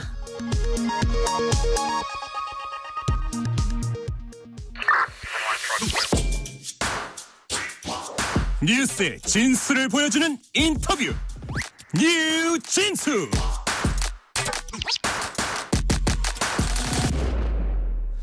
뉴스의 진수를 보여주는 인터뷰 뉴진수. 총선 격전지에 출마한 여야 후보들 차례로 만나보고 있습니다. 오늘은 수도권 최대 격전지로 불리는 한강 벨트 중 한 곳인 서울 중성동 을에 민주당 박성준 예비후보와 함께합니다. 참고로 국민의힘 이혜훈 중성동 예비후보 인터뷰는 지난주 목요일 진행됐었습니다. 박성준 후보 전화 연결됐습니다. 안녕하십니까? 네, 안녕하세요. 반갑습니다. 네, 언론인 출신이시고 또 당 대변인도 하시고요. 현역 의원이시고요. 자, 먼저 출마의 변부터 짧게 들어보겠습니다. 일단 이번 총선이 어떤 시기에 열리느냐. 네네. 윤석열 정권 3년 차의 선거인데요. 국민들을 바라볼 때 이제 민주주의 위기라든가 인생 경제 위기, 한반도 평화 위기, 그야말로 윤석열 정권이 3년 차에 봤을 때 국민을 무시하는 오만한 정권이다. 또 무책임하고 무능한 정권이다. 그렇기 때문에 심판해야 된다라는 선거입니다. 그랬듯이 이 박성준 후보는 이 윤석열 정권을 잘 견제하고 또 비판하면서 보다 나은 정치를 만들기 위해서 출마하게 됐습니다. 예. 지금 중성도울은 뭐 앞서 말씀드린 것처럼 한강벨트에서도 대표적인 스윙보터 지역으로 평가받는 곳이기도 하더라고요. 지금 중성동을 지역 민심은 어떻게 파악하고 계세요? 그 전체적인 민심이 저는 같이 간다고 봐요. 예, 예. 뭐 서울 그렇고 이제 중구 성동울만의 문제가 아니라 네. 지금 이제 현장을 다녀보면요. 그런 예. 얘기를 많이 하거든요. 시장에 있는 상인들이라든가 지역 식당가 주민들 만나보면 똑같이 얘기해요. 물가가 너무 많이 올랐다. 그리고 경기 침체가 이루 말할 수 없다. 이렇게 한 2, 3년 사이에 이렇게 나라가 이 정도냐. 이거 이렇게 민생 경제 파탄 났다. 이 도저히 묵과할 수 없다. 이거기 때문에 저희 지역에 이제 중구 성동울도 네. 민심의 바로미터가 민생 파탄 책임져야 된다. 책임을 물어야 된다. 이런 여론이 상당히 강하다고 봅니다. 네네. 네. 지금 국민의힘에서는 이해훈 네. 전 의원이 경선을 거쳐서 예비 후보로 선정이 됐습니다. 뭐 이영 전 장관 그리고 하태경 의원까지 제치고 올라왔는데 이해훈 후보에 비해서 본인이 가지신 장점은 이거다 소개해 주실까요? 저는 이제 그 초선의원으로서 이제 한 4년 동안 중앙정치 한복판에서 이제 대변인 역할을 하면서 네. 저희 민주당에 이제 대변을 해왔고요. 또 중구 성동울은 서울의 중심입니다. 그리고 대한민국의 중심이기 때문에 중심이라고 하는 것은 기준을 잡아주고 바로미터가 돼야 되는 거 아니겠습니까? 네네. 그래서 이번 선거의 중심이자 바로미터는 윤석열 정권 심판하는 데 있어서 가장 적임자라고 좀 생각하고요. 그 시대 정신이 바로 윤석열 정권 심판이기 때문에 그 적임자가 저라고 생각되고 더 나아가서는 네.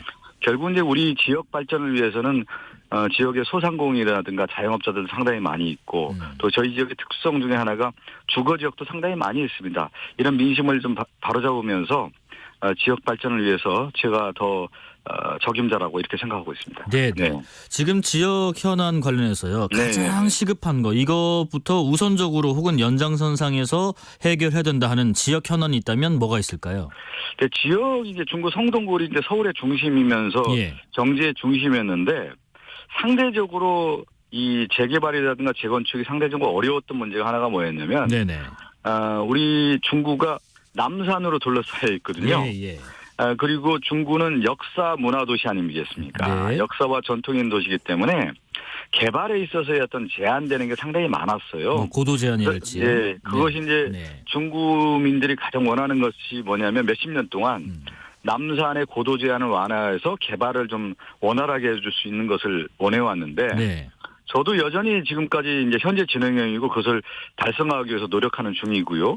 그래서 다음 총선에 제가 된다고 하면은 이런 고도 제한 완화를 통해서 네. 지역 개발에 좀 물꼬를 좀 트는 데 있어서 역할을 좀 해보고 싶고요. 네네. 또 성동구 같은 경우는 주거 지역이면서 이제 교육 문제가 상당히 관심이 많은 지역인데 예. 금호동에 이제 중학교가 좀 없어요. 그걸 해결해야 되는데 우리 앵커님도 잘 알지만 이 서울의 자체 인구가 좀 줄고 있습니다. 네네. 그래서 이제 이런 어떤 인구가 줄면서 교육 수요에 대한 거, 교육의 이제 그 욕구를 어느 정도 충족시킬 수 있는 방안들을 해결하는 것이 가장 현안이라고 볼 수가 있겠고요. 예. 특히 그 고등학교 같은 경우는 저희 지역에 이제 교육에 대한 어떤 수준을 더 높이기 위해서 네네. 지역민들이 이제 원하는 것 중에 하나가 이제 자율형 공립고등학교를 만들어서 예. 보다 나은 교육 서비스를 받고 싶어하기 때문에 이런 차원에서 좀 접근하려고 합니다. 아 예. 최근에 발표된 자율형 공립고에서는 포함이 안 돼 있었나 보군요. 예, 지금 이제 우리 중구하고 성동구에 네.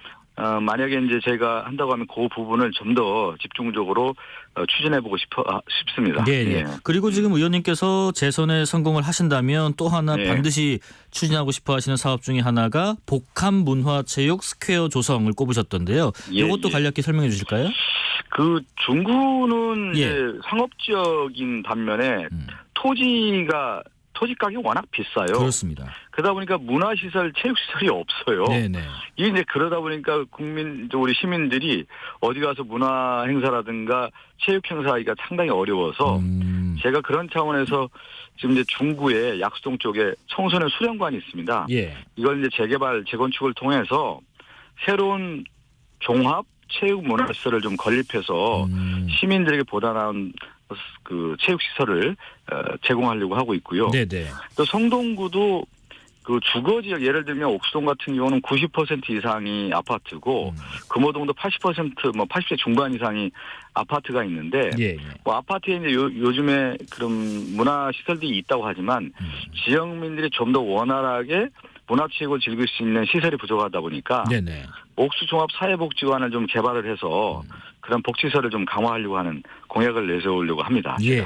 네네. 지금 그 중성도 을과 같이 격전지로 꼽히는 옆에 중성도 갑 같은 경우는 같은 당의 전현희 전 권익위원장이 계신데 지금 뭐 이해훈 의원 같은 경우는 윤희석 의원하고 같이 공조하는 정책도 개발할 것으로 보이더라고요. 혹시 의원님께서도 함께 공조할 정책 또 공약이 있으면 소개해 주시죠. 이제 저는 이제 정책과 공약도 이제 중요한데 정치는 하나의 전선이 형성이 돼야 되는 거거든요. 네네. 최전선 우리가 왜 최전방 공격수가 있고 최종 수비수가 있듯이 이번 총선에서 우리 앵커 얘기하셨듯이 한강벨트라는 얘기를 많이 하잖아요. 서울 지역에서 가장 중요한 지역이 이제 Y축이라고 보면은 종로, 중구, 용산, 성동으로 이어지는 Y축이 있고요. 한강을 중심으로 해서 이제 X축이라고 할 수 있는 마용성이 있습니다. 이 X와 Y축의 가장 중요한 접전지가 뭐냐면 중구 성동구을 중구 성동구 갑입니다. 그래서 여기를 승리하는 자가 서울 지역을 승리하는 견인차 역할을 하기 때문에 전현희 후보와 저는 함께 손을 잡고 이 승리의 견인차 역할을 하는 것이 가장 막중한 임무이고 그것이 바로 윤석열 심판에 있어서의 최전방 공격수로서 확실하게 저희들이 입지를 구축하는 것이 이번 선거의 가장 핵심이다 이렇게 보고 있습니다. 네네. 아까 잠깐 언급을 하셨지만은 상대당의 이해훈 후보 같은 경우는 서초에서 3선을 하셨을 당시에요. 재개발 재건축 전문가로 불린 이력을 소개하시면서 이 지역의 재개발 재건축에 관심을 많이 또 보이셨고 자신감을 피력하셨는데 후보님의 부동산 공약도 조금 더 자세히 들어볼까요? 이제 재개발 재건축 얘기를 많이 하는데 저도 마찬가지로 남산고도 제한에 대한 얘기를 계속 해왔는데요. 서초와 서울 중구 성동구 을은 완전히 다른 지역이에요.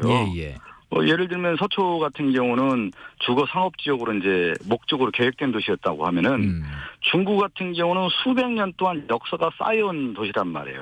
그래서 재개발 재건축에 대한 한계가 좀 있었어요. 그게 어려운 점이 제가 앞서 설명한 부분 아니겠습니까? 남산 고도 제한이라든가 문화와 전통 시설이 있다 보니까 이런 재개발 재건축이 상당히 어려운 점이 있었는데 이런 것을 이제 점차적으로 해결해야 될 문제인데 단선적으로 재개발 재건축 한다 이게 해결될 수 있는 문제가 아니기 때문에 복합적인 얽혀 있는 문제들을 해결할 수 있도록 저도 이제 노력을 하겠고요.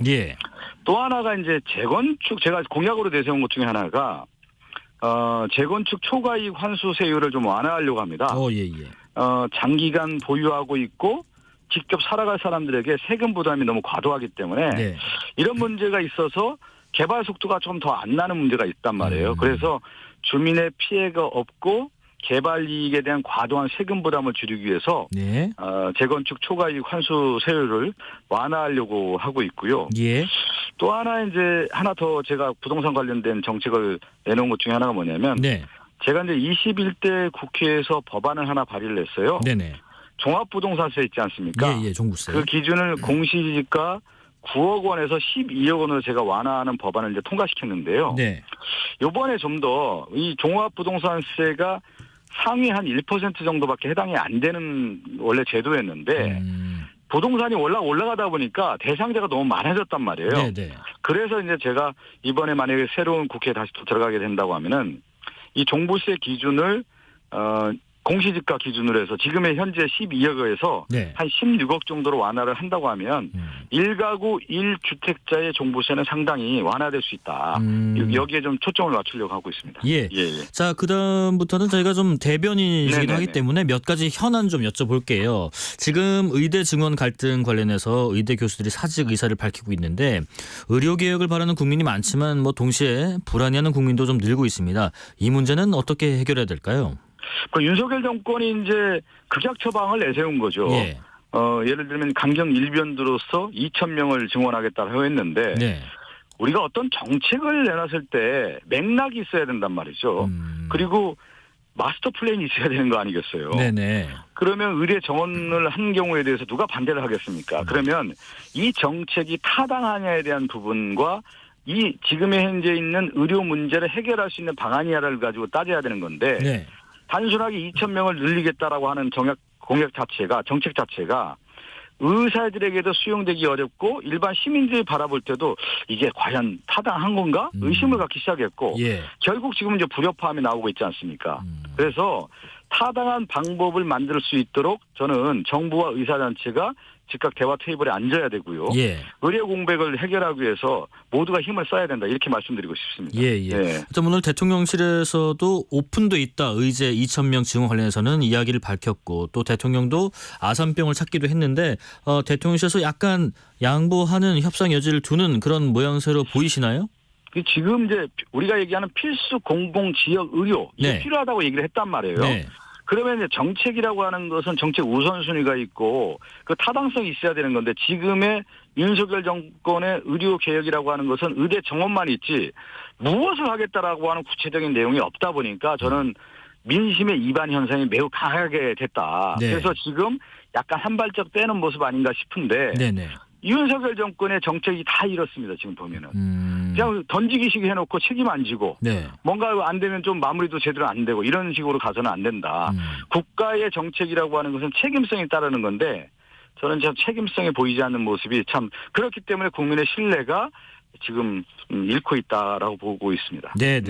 자 그리고요 또 하나 현안이요. 지금 강북을 지역구 같은 경우는 정봉주 전 의원의 공천 취소로 공석이 된 상태에서 박용진 의원, 조수진 변호사가 맞붙게 됐는데 박용진 의원이 그런 얘기를 하더라고요. 오늘 호남 지역을 찾아서요. 지금 호남에서 강북을 후보를 뽑아달라고 호소하는 이 상황이 진짜 기가 막힌다고 하면서 비판을 하셨거든요. 경선 룰을 두고 좀 잡음이 있는 것 같은데 일각에서는 또 박용진 찍어내기 아니냐 이런 비판도 있고요. 그렇지는 않고 이제 전략 지역이 된 거 아니겠습니까? 그러니까 경선 과정에서 문제가 있었던 게 아니고 경선이 결론이 난 시점에서 박용진 후보는 이제 탈락한 상황이었단 말이죠. 그런 가운데 정봉주 후보가 이 막말 논란이 있어서 사퇴를 하지 않았습니까? 그러면 그런 지역 같은 경우는 사고 지역이 되고 전략 지역이 되는 겁니다. 그래서 전략 공간위가 전략 지역 정선 방식으로 전략 경선을 선택했기 때문에 절차적 과정에 전혀 문제가 없는 거고요. 또 하나는 뭐냐면 이번에 이제 그 강북을 지역구 후보 선출 같은 경우는 당원의 의사를 충분히 반영하는 게 어떻겠냐라고 하는 부분이 있기 때문에 민주정당에서의 당원들의 의사 표현을 충분하게 수용해 준다라는 것은 저는 그렇게 박용진 후보를 무조건 찍어내기라고 하는 비판은 타당하지 않다고 보고 있습니다. 반면에 지금 국민의힘은 막말 논란을 빚은 민주당 양문석 후보의 공천 유지를 겨냥해서 바로 잡으려는 노력을 안 한다고 비판하는데 이재명 대표는 문제 없다는 입장이고요. 하지만 김부겸 선대위원장은 양 후보의 결단을 촉구하는 이런 민주당 내에서도 일부 이견이 있는 것 같은데 수습이 되고 있나요? 저는 이렇게 봐야 될 것 같아요. 이제 민주주의라고 하는 것은 공론의 장이라고 얘기하잖아요. 어떤 정책이라든가 정치 현안에 대해서 서로 이제 의견을 주고받고 비판하고 거기에 따라서 책임도 지고 이런 공론의 장이 형성이 되는데 그렇다면 어떤 정치인에 대한 어떤 평가를 할 수 있는 거 아니겠습니까? 그리고 또 하나는 정책에 대한 어떤 평가 이런 것들은 충분히 공론회장에서 열어둬야 되는 건데 그러면 어떤 말이 좋은 말이고 어떤 말이 막말이냐에 대한 기준은 그런 것 같아요. 정치인에 대한 평가라든가 정책에 대한 평가가 아닌 국민을 비하하거나 사회적 약자를 폄훼하거나 갈라치기 하거나 반헌법적 반국민적인 언어를 했을 경우에 그것은 상당히 문제가 있다라고 볼 수가 있는 거 아니겠습니까? 근데 저는 이제 양문석 후보의 과거 발언을 두둔할 생각은 없고요. 양문석 후보가 그 발언에 대해서 특히 이제 노무현 전 대통령과 관련된 발언에 대해서 공식적인 또 사과도 했고 봉화마을 찾아가서 사죄를 하지 않았습니까? 그런 차원에서 좀 바라봐야 될 것 같고요.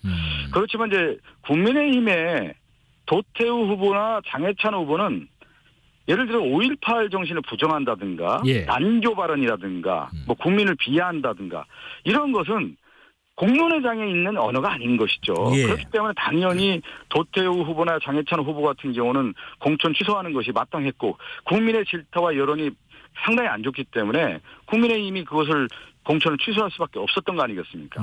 차원이 좀 다른 문제 아닌가 싶습니다. 예.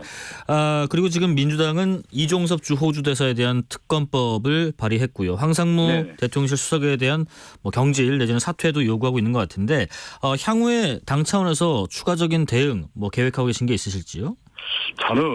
저는 윤석열 정권의 민낯이 이번에 드러났다고 봐요. 네. 대표적인 사례가 이종섭 호주 대사, 도주 대사라고 하는 거 아니에요. 국민들이 바라볼 때. 예.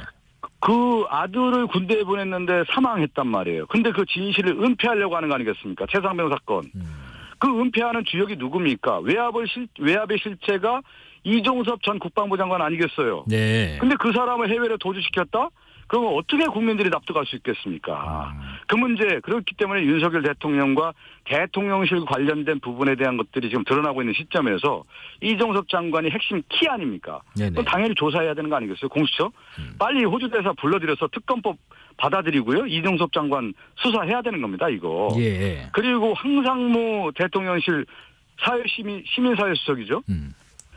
무슨 언론인들을 대상으로 핵칼퇴를 얘기를 하고 겁박하고 협박하는 것이 지금 이 정권의 민낯 아니겠습니까? 그 황상무 수석 빨리 경질해야 됩니다. 예. 그렇기 때문에 국민의힘 내부에서도 이 문제가 심각하다고 보기 때문에 내부의 목소리가 지금 나오고 있는 거 아니겠어요? 네. 그러니까 한동훈 비대위원장뿐만 아니라 윤석열 정권이 이 문제에 대해서 얼마나 인식이 드러나고 있는지, 국민의 눈높이에 있지 않은 것인지, 아나무인인 것인지 그대로 드러나고 있기 때문에 저는 이 사건, 두 사건이 국민의 큰 심판을 받을 거라고 보고 있습니다. 네. 예. 한동훈 위원장이 민주당을 향해서 후진 세력이라고 규정을 했습니다. 또 전진 세력인 국민의힘이 이것을 저지해야 한다고도 주장했는데요. 어떻게 보면 민주당의 이른바 정권 심판론에 대한 맞불성 발언을 보이는데 이에 대해서 반박하신다면요? 한동훈 비대위원장 이제 불안한 거죠. 지금 보면은. 그 국민이 생각할 때 후진과 전진을 생각하는 것이지 한동훈 비대위원장 규정한다고 해서 그게 되는 게 아니란 말이에요. 한동훈 비대위원장이 한계가 드러나고 있잖아요. 지금 비대위원장 하고 나서 총선 20일 남은 시점에서 한동훈 비대위원장의 언어라는 것이 비난과 조롱과 혐오의 언어밖에 없지 않습니까? 네. 정치인은 말과 행동이 같이 가야 되는 건데 말만 있지 행동이 따르지 않는다라고 국민이 바라보고 있단 말이에요. 그렇기 때문에 신뢰가 있지 않은 거죠. 지금 국민의힘을 지금 제가 앞서 얘기한 이종섭 호주대사, 도주대사 임명한 건이라든가 황상무 수석에 대한 이 경질 요구 목소리가 큰 걸 보면은 누가 후진 세력입니까 지금. 그 부분에 대해서 한동훈 비대위원장이 오히려 내부 성찰하는 목소리를 낼 때 국민에게 다가가는 거지 책임 전가하면서 그 혐오와 공격적인 언어만을 가지고는 국민의 민심을 얻을 수 없다고 보는 겁니다. 네네. 자, 그리고 이번 총선에서 민주당의 한병두 전략본부장께서요. 민주당이 지역구 또 비례대표 의석을 합쳐서 최대 153석 플러스 알파 정도 확보가 가능할 거다라고 전망을 했던데 이게 어떤 분석에 따른 예상으로 이해하면 될까요? 이제 저는 이번 총선이 매우 어려운 상황에서 민주당도 이제 치르게 되는 것이죠. 우리가 이제 꼭 과반수를 얻어야 된다라고 하는 절체절명의 과제가 있는 겁니다. 그런 어떤 간절함을 표현한 거라고 저는 말씀드리고 싶고요. 우리가 이제 지지층을 결집해야 되는 거 아니겠어요? 근데 패배 의식이 있을 경우에 투표장에 나오지가 않습니다. 기대와 희망을 통해서 우리가 결집해야 되고 윤석열 정권 심판하기 위해서는 반드시 표가 필요하고 그렇게 해서 우리는 과반수 이상을 얻어야 된다라고 하는 목소리를 낼 때 좀 더 많은 우리 지지자들이 투표장에 나올 수 있는 거기 때문에 그런 어떤 최선에 다하겠다라는 뜻을 담은 그런 말씀이 아닌가 싶습니다. 그렇게 해석하고 있습니다. 저는. 그러면 희망사항인가요? 투표에 꼭 나와라. 네네. 그럼 희망사항인 건가요? 그 희망이 결실로 이어지도록 만드는 것이 정치 행위인 것이죠. 남은 20여일 동안 정말 낮은 자세로 겸손하면서 진실하게 성실하게 절실하게 다가가서 우리가 정권 심판하고 그 희망을 결과로 이어져서 과반수 이상의 득표를 하는 것이 민주당의 목표 아니겠습니까? 네. 자, 그리고 이번 총선은 역시 뭐 수도권에서 결과가 판가름 날 것이다 이런 전망도 많은데 현재 수도권 판세는 민주당이 우세하다, 앞서고 있다 이렇게 예상하시는지요? 이제 그 우세다, 이제 열세다라고 하기 전에 민심의 도도한 물결이 어떻게 가고 있느냐를 봐야 되는 거예요. 그렇게 안 하면 단지 그 당시에 현안 몇 가지를 가지고 판단하다 보면 오류가 발생할 수 있는 건데요. 저는 우리가 이제 민주당에서 바라보는 시각은 윤석열 정권 3년 차의 정권 심판 아니겠습니까? 네. 그 성적표를 보는 거 아니겠어요? 그러면 이제 국민들이 바라볼 때 윤석열 정권 정말 3년의 성적표가 지금 볼 때 낙제점이라는 거 아니겠습니까? 네. 그러면 국민들이 반드시 이 낙제에 대한 심판을 하러 나올 것이다. 이렇게 보고 있는 겁니다. 네. 예. 의원님 요 언어 좀 한번 해석 부탁드릴게요. 오늘 이재명 대표께서요. 마포구 유세 현장에서요. 우군이 많으면 좋지만 아군이 더 많아야 한다. 이렇게 말씀하셨는데 우군과 아군 혹시 조국 혁신당보다 민주당에 더 표를 많이 달라 이런 효소인가 아니면 견제를 하자는 건가 궁금하네요. 이제 우군과 아군이라고 하는 부분이 예. 우리가 함께하는 아군이 필요한 거고 네. 그 힘에서 에너지가 나와서 에너지가 나오고 그것을 통해서 총선에 승리할 수 있는 거 아니겠습니까? 총선이라고 하는 것은 선명 야당으로서의 독자 세력을 구축할 때 승리하는 거 아니겠어요? 네. 그런 차원에서 저는 얘기하신 거다 이렇게 보고 있습니다. 네. 네. 자 네. 마지막으로요. 중성동을 해서 재선되신다면 어떤 역할을 하고 싶으신지 향후 정적인 포부 들어보겠습니다. 저는 이제 큰 국가적인 어떤 과제가 몇 가지가 있다고 봅니다. 예. 지금 이제 우리나라의 가장 큰 현안 중에 하나가 인구 소멸의 문제거든요, 지금. 네네. 다 저출생 문제가 0.7대에서 0.6대로 내려가는 거 아니겠습니까? 이 문제를 국가 현안에서 정치권에서 해결할 수 있는 이제 제도적 방안들을 이제 모색해야 되고요. 저도 그런 공약을 하고 있고요. 네. 또 하나는 결국은 우리가 이제 성장 동력을 만들어내야 되는 겁니다. 그래야만 소상공인도 그렇고 일자리도 창출하고 이런 거 아니겠어요? 네네. 저는 이제 국회의원으로서 그런 역할, R&D라든가 성장 동력을 만드는데 큰 역할을 해서 그것이 선순환 구조로서 지역의 경제 활성화하는 데 있어서 역할도 좀 해보고 싶고요. 예. 또 하나는 지금 윤석열 정권 관련된 부분이 있기 때문에 윤석열 정권의 무능하고 무도한 이 정권에 대해서 저가 견제를 할 수 있는 역할을 충분히 하고 싶습니다. 예. 의원님 또 이제 현장으로 네. 가시나요? 예, 지금 저도 이제 현장에 있다 지금 전화하고 네. 바로 이제 지하철역으로 가서 네. 퇴근길 인사하려고 지금 하고 있습니다. 제가 신금호역으로 이제 가서 예. 이제 퇴근길 인사하려고 그럽니다. 예, 잘 알겠습니다. 여기까지 말씀 듣겠습니다. 지금까지 박성준 민주당 서울 중성동을 후보였습니다. 고맙습니다. 네, 감사합니다. 네. 실시간 교통정보 알아보겠습니다. 교통정보센터 임초희 씨 나와주세요. 네, 이 시각 퇴근길 교통정보입니다. 서울 시내 강변북로 일산 쪽 반포대교에서 가양대교 사이 밀리고요. 올림픽대로 공항 쪽 동호대교에서 가양대교 쪽으로 정체가 심한데요. 잇따랐던 사고 여파 겹쳐져 있습니다. 지금은 가양대교 지나서 3차로에서 사고 났습니다. 반대 하남 방향은 방화대교에서 월드컵대교까지 밀리고요. 더 가서는 한남대교에서 암사대교 사이 제속도 못 냅니다. 분당수서로 청담대교 방향 복정에서 탄천 1교까지 밀리고요. 고속도로는 평소 많이 막히는 구간 중심으로만 차가 많은 편입니다. 경부고속도로 서울 방향 오산과 기흥동탄에서 수원 사이 답답하고요. 이후에는 판교 진출로 쪽으로 정체가 심합니다. 그리고 양재에서 반포 사이 밀리고요. 수도권 제1순환고속도로 판교에서 일산 방향은 판교 분기점과 더 가서 안현에서 중동 그리고 김포부터 자유로까지 정체 이어집니다.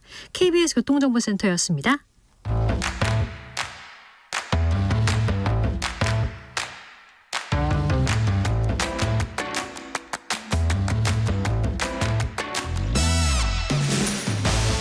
파고 또 파고 골라서 엄선한 뉴스만 전해드립니다. 파파뉴 코너. 오늘은 서은영 뉴스 큐레이터와 함께합니다. 안녕하십니까? 안녕하세요. 예. 서울대 의대 교수들이 그 사직서 제출을 예고하면서 정부에 제시한 기한이 바로 오늘이고요. 지금 방재승 전국 의대 교수 비상대책위원장이 오늘 방송에서 대국민 사과문도 발표를 했더라고요. 하지만 집단 사직서 제출의 뜻은 굽히지 않겠다는 걸로 해석하면 될지 궁금하네요. 네. 당초에 이제 예고한 게 오늘부터 이제 사직서 이제 개별적으로 제출하겠다 이렇게 예고를 했었잖아요. 네. 그런데 일단은 제출을 하는 것은 하는 겁니다. 근데 다만 이제 일정에 조금 조정이 있을 수 있을 것 같아요. 왜냐하면 지난주에 이제 전국 20개 의대 교수 비상대책위원회가 다음 주 월요일, 그러니까 25일부터 사직서 사직서를 제출하기로 결정을 했거든요. 네. 그러니까 물론 이제 그 전에 정부 입장 선회가 있으면 물론 다 바뀔 수는 있습니다만 그래서 이제 그 일정에 맞춰서 좀 같이 행동을 하는 것이 맞지 않냐 이런 이야기들이 있어서 네. 오늘 5시부터 지금 총회 진행하고 있습니다. 그래서 여기에서 이제 같이 움직일지 이런 방향들을 좀 정할 것 같은데 예. 아마도 25일부터 좀 함께 제출하는 걸로 좀 집단행동이 가시화될 것으로 보이고요. 오늘 그 사과 내용은 뭐였죠? 사과 내용이 처음에 사과를 했다고 하니까 그러면은 입장 선회인가 역시 그렇죠. 이제 이 예. 사직서를 제출하지 않기로 한 건가 이렇게 생각하시는 분들도 있을 것 같아요. 근데 그렇지는 않고 네네.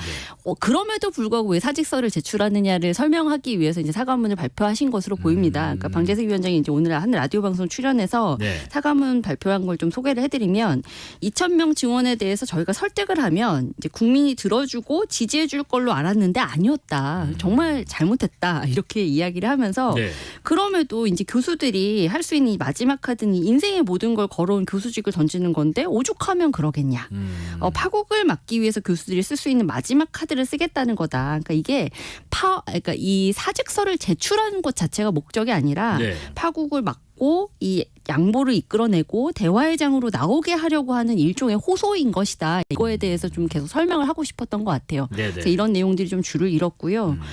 문제는 이제 지금 다른 대학의 의대 교수들도 좀 잇따라서 집단 사직에 좀 동참하는 분위기다. 그렇습니다. 그래서 지금 비대위 없던 대학들에도 지금 비대위 이제 다 결성하는 게 비대위에 만들겠습니까? 결국에는 이제 이 사직서 제출을 준비하기 위한 거거든요. 그렇겠죠. 그리고 지금 연대 의대 같은 경우도 오늘 똑같이 5시부터 의대 교수들 모여서 지금 임시 회의 좀 진행을 하고 있는데 예. 거기에서도 아마 집단행동 방안이 좀 논의될 것으로 보입니다. 예, 우선은 지금 서은영 큐레이터께서 말씀해주신 내용 관련해서 조금 전에 그 서울대 의대 교수들 총회가 좀 끝났다고 하고요. 발표가 있었다고 합니다. 방재승 의대 교수 비대위원장이요. 서울대병원 교수 사직서를 아까 예고한 대로 25일에 일괄 제출하는 것에 합의가 됐다라는 소식이 또 들어와 있습니다. 자세한 내용 있으면 또 내용 중간에 소개해드리고요. 그러면 지금 전반적인 이런 상황들 사과문을 발표했지만 불가피함을 얘기를 하는 거였고 그리고 조금 전에 관련 속보도 들어온 상황에서 정부 입장은 어떤 상황인가요? 아마 지금 일부에서도 이제 오늘 정부의 입장이 바뀌었냐 안 바뀌었냐 이 이야기 좀 나누셨던 걸로 알고 있어요. 네, 그래서 오픈돼 있다라는 그런 뉘앙스들이 어떤 것을 의미하는가? 네, 대통령실에서 처음으로 이제 장상윤 사회수석이 오늘 라디오 방송에서 2,000명 증원 좀 조정해야 다들 협상 테이블에 모이는 거고 뭔가 이 출구가 보이는 거 아니냐라는 질문에 대해서 그 의제에 대해서 저희는 오픈돼 있습니다 정도 이제 발언을 한 거잖아요. 그런데 여기에 대해서 이제 미묘한 입장 변화가 맞냐 아니냐 정말 이 해석도 정말 다 분분한데 아직은 이제 이게 가타부터 이야기하기 좀 어려운 게 힌트가 너무 부족한 상황입니다. 그래서 분명히 이제 이런 발언 나오는 거 지금 현재까지 시점으로 봤을 때는 이 발언 자체로는 좀 뭔가 입장 변화는 맞다라고 이야기를 할 수는 있지만 결국에는 이거는 이 협상 테이블에 설득돼서 나와야 될 의료계가 어떻게 받아들이냐에 달려 있는 거잖아요. 네네. 근데 아무래도 지금 의료계의 지금 현재 이 해석은 어떤 분위기냐면 정부의 이 정도의 발언만 놓고 봤을 때는 설득을 하겠다라는 것이지 이 협상 테이블에서 뭔가 같이 타협하고 토론하고 협상하겠다라는 것으로는 보이지 않는다라고 해석을 하는 분위기인 것 같아요. 그래서 일단은 이제 내일이나 모레 계속해서 이제 이번 주 내내 이게 정부에서 어떤 발언들이 좀 더 추가로 나오는지를 좀 봐야 의료계의 입장 변화도 좀 감지를 할 수 있을 것 같고요. 당장 오늘 이 보건복지부 브리핑 내용만 봐도 그전이랑은 좀 입장 변화가 별로 감지되는 게 별로 없습니다. 그러니까 일단 2,000명 증원에 대해서는 정부 의지가 확고하다라고 계속 분명히 발언을 하고 있고요. 특히나 이르면 모레 이 대학별로 이 2,000명 증원분을 어떻게 배분을 할 건지 이게 결정이 돼서 이제 발표가 될 것으로 보이거든요. 그러니까 지금 현재로서는 수도권 2, 지방 8 이런 식으로 지금 이제 배분한 비율 정도 나오고 있는데 이제 대학별로는 어떻게 촘촘하게 이게 나눠지는지 이런 것들 좀 발표할 것으로 보이기 때문에 그런 거 같네요. 이제 오픈돼 있다라는 게 이제 2,000명 증원에 대해서 어떤 근거와 명확한 의견을 정부 입장에서도 설명을 할 테니 대화의 장으로 나와주면 좋겠다는 거고 대신에 이제 어떤 350명 내지는 500명 700명 증원을 이야기하는 측에서는 그 근거를 좀 얘기를 제시를 해서 얘기하면 좋겠다. 어쨌든 오픈돼 있다라는 입장에 정부가 급격하게 뭐 노선을 선회하고 이런 것은 아닌 것 같다는 말씀이신 것 같고요. 네네. 자, 그리고 오늘 그 정부의 이런 입장들 보니까 2,000명 증원을 어떻게 배정할 건지를 이르면 모레 대학별로 발표를 하신다고 했고, 그다음에 그 수가 관련돼서도 좀 언급이 있었죠. 맞아요. 이것도 좀 중요한 얘기인데요. 그러니까 그동안 이제 정부에서 계속 얘기를 하면서 의료 개혁에 있어서 의사들의 의견을 반영한 부분들이 분명히 이제 있다. 그거에 대해서 이제 강조했던 게 수가제도 개편하겠다라는 약속도 있었어요. 근데 이 수가라는 게 뭐냐면 의료 행위에다가 이제 단가를 매기는 겁니다. 그러니까 가령 뭐 CT 촬영하면 얼마, 뭐 어떤 진료는 얼마, 이렇게 다 이제 단가를 매겨놓고 이제 정부가 이제 거기에 대해서 의료비 지불을 하는 건데 지금 보면은 수가를 조정하는 단위가 보통 이제 주기가 6, 7년 단위거든요. 그 6, 7년에 한 번씩인데 요거를 좀 짧게 해서 1, 2년 단위로 좀 바꿔보겠다라는 것이고요. 그리고 지금은 이제 어떤 행위는 A라는 진료는 얼마 이런 식으로 가격이 정해져 있는데 이걸로는 이제 정부의 정책에 따라서 이제 뭔가 수가를 조정해야 되는 상황에 좀 이게 탄력적으로 대응하기가 어렵다는 거예요. 그러니까 가령 이제 뭐 소아과 진료에 대해서 내지는 뭐 중증 소아과 진료에 대해서 우리가 좀 더 이제 의료비를 좀 지원을 많이 하겠다라고 하면 그럴 때는 좀 뭔가 공공 정책의 차원에서 이게 탄력적으로 좀 적용을 할 수 있어야 되는데 지금은 굉장히 이게 다 비탄력적으로 좀 적용이 되거든요. 그래서 이런 여지들을 좀 많이 늘려보겠다. 이런 것들이 일단 이제 큰 방향성이 좀 정해져 있고요. 그리고 또 한 가지는 이제 2028년까지 필수 의료에 10조 원 투입하겠다. 이렇게 큰 금액의 액수만 나와 있었어요. 근데 앞으로는 이걸 구체적으로 어떻게 쓸 거냐를 이제 얘기를 할 텐데 일단은 뭐 화상, 소아외과 같이 외과계에서도 좀 기피하는 분야가 있습니다. 상당히 이제 진료가 난도가 높기 때문에 그래서 이제 이런 진료 내지는 뭐 심내혈관 질환 뭐 이런 중증 질환 분야에 5조 원 이상 투입을 하겠다. 그리고 또 하나는 소아 진료, 분만 진료 분야에도 좀 3조 원 이상.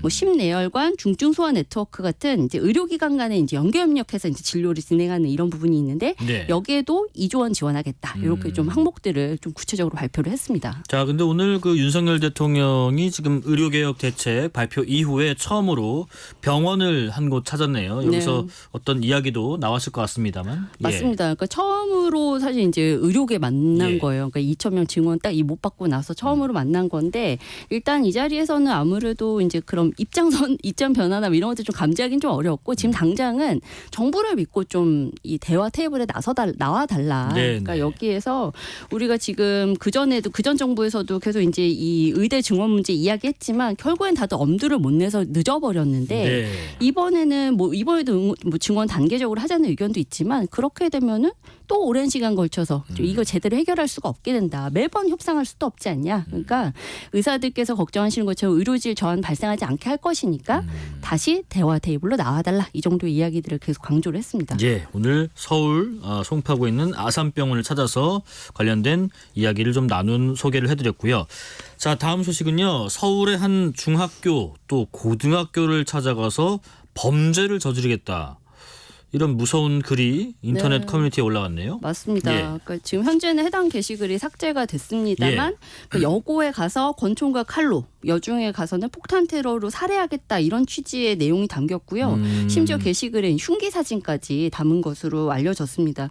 지금 게시글에서 이름이 특정된 이제 이 여중, 여고 이 두 학교가 모두 서울 강동구 소재의 학교로 알려져 있는데요. 오늘 일단은 경찰이 학교 주변에다 이제 경찰도 배치하고 지금 작성자도 추적 중이라고 합니다만 아직 검거 소식은 나오지 않고 있습니다. 지난해 그 실제로 뭐 신림역이랄지 뭐 서현역이랄지 여기서 흉기 난동 사건으로 많은 분들이 피해를 보셨잖아요. 그러고 나서 유사한 뭐 살인 예고글도 잇따랐었고 그러면서 많은 분들이 굉장히 무서워했단 말이죠. 근데 이게 그 바로 잡을 수도 없고 또 힘들고 그리고 경찰의 어떤 행정력 낭비로 이어지는 거 아니냐 이런 얘기 나오는데 계속해서 반복이 되네요. 바로 이런 글 올라오면 처벌할 수는 없나 보네요. 그러니까 이게 작년에 이제 신림역 서현역 사건 이후에 워낙에 이제 허위글, 그러니까 허위로 이건 뭔가 이 살인을 예고하는 글들이 굉장히 많아졌었잖아요. 근데 이게 문제는 범죄 예고만 해서는 이렇게 제대로 된 처벌이 안 이루어지다 보니까 이런 일들이 계속 이렇게 빈번하게 이루어지고 있는 겁니다. 그러니까 독일 이제 그 당시에도 좀 사례가 나왔었던 게 이제 독일이나 미국 같은 경우에는 불특정 다수를 대상으로 해서 허위 협박을 했다. 그럼 이제 이게 처벌할 수 있는 규정이 있습니다. 근데 우리나라 같은 경우에는 허위 살인 예고만으로는 마땅히 좀 처벌할 수 있는 규정이 없는 거예요.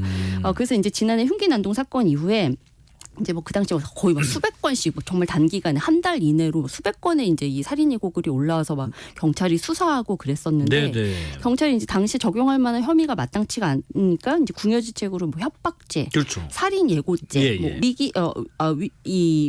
공무집행 방해죄 이런 것들을 이제 그 적용을 했는데 문제는 이제 재판 과정에서 죄의 성립 자체가 안 되는 거예요. 혐의를 적용을 했지만 막상 가보면 범죄로 죄가 된다라고 성립이 안 되는 경우가 많군요. 맞습니다. 그러니까 만약에 이제 이 협박죄가 적용이 되려면 만약에 이제 뭐 A라는 사람한테 내가 이렇게 범죄를 저지를 거야, 그 A라는 사람이 그 글을 봐야 돼요.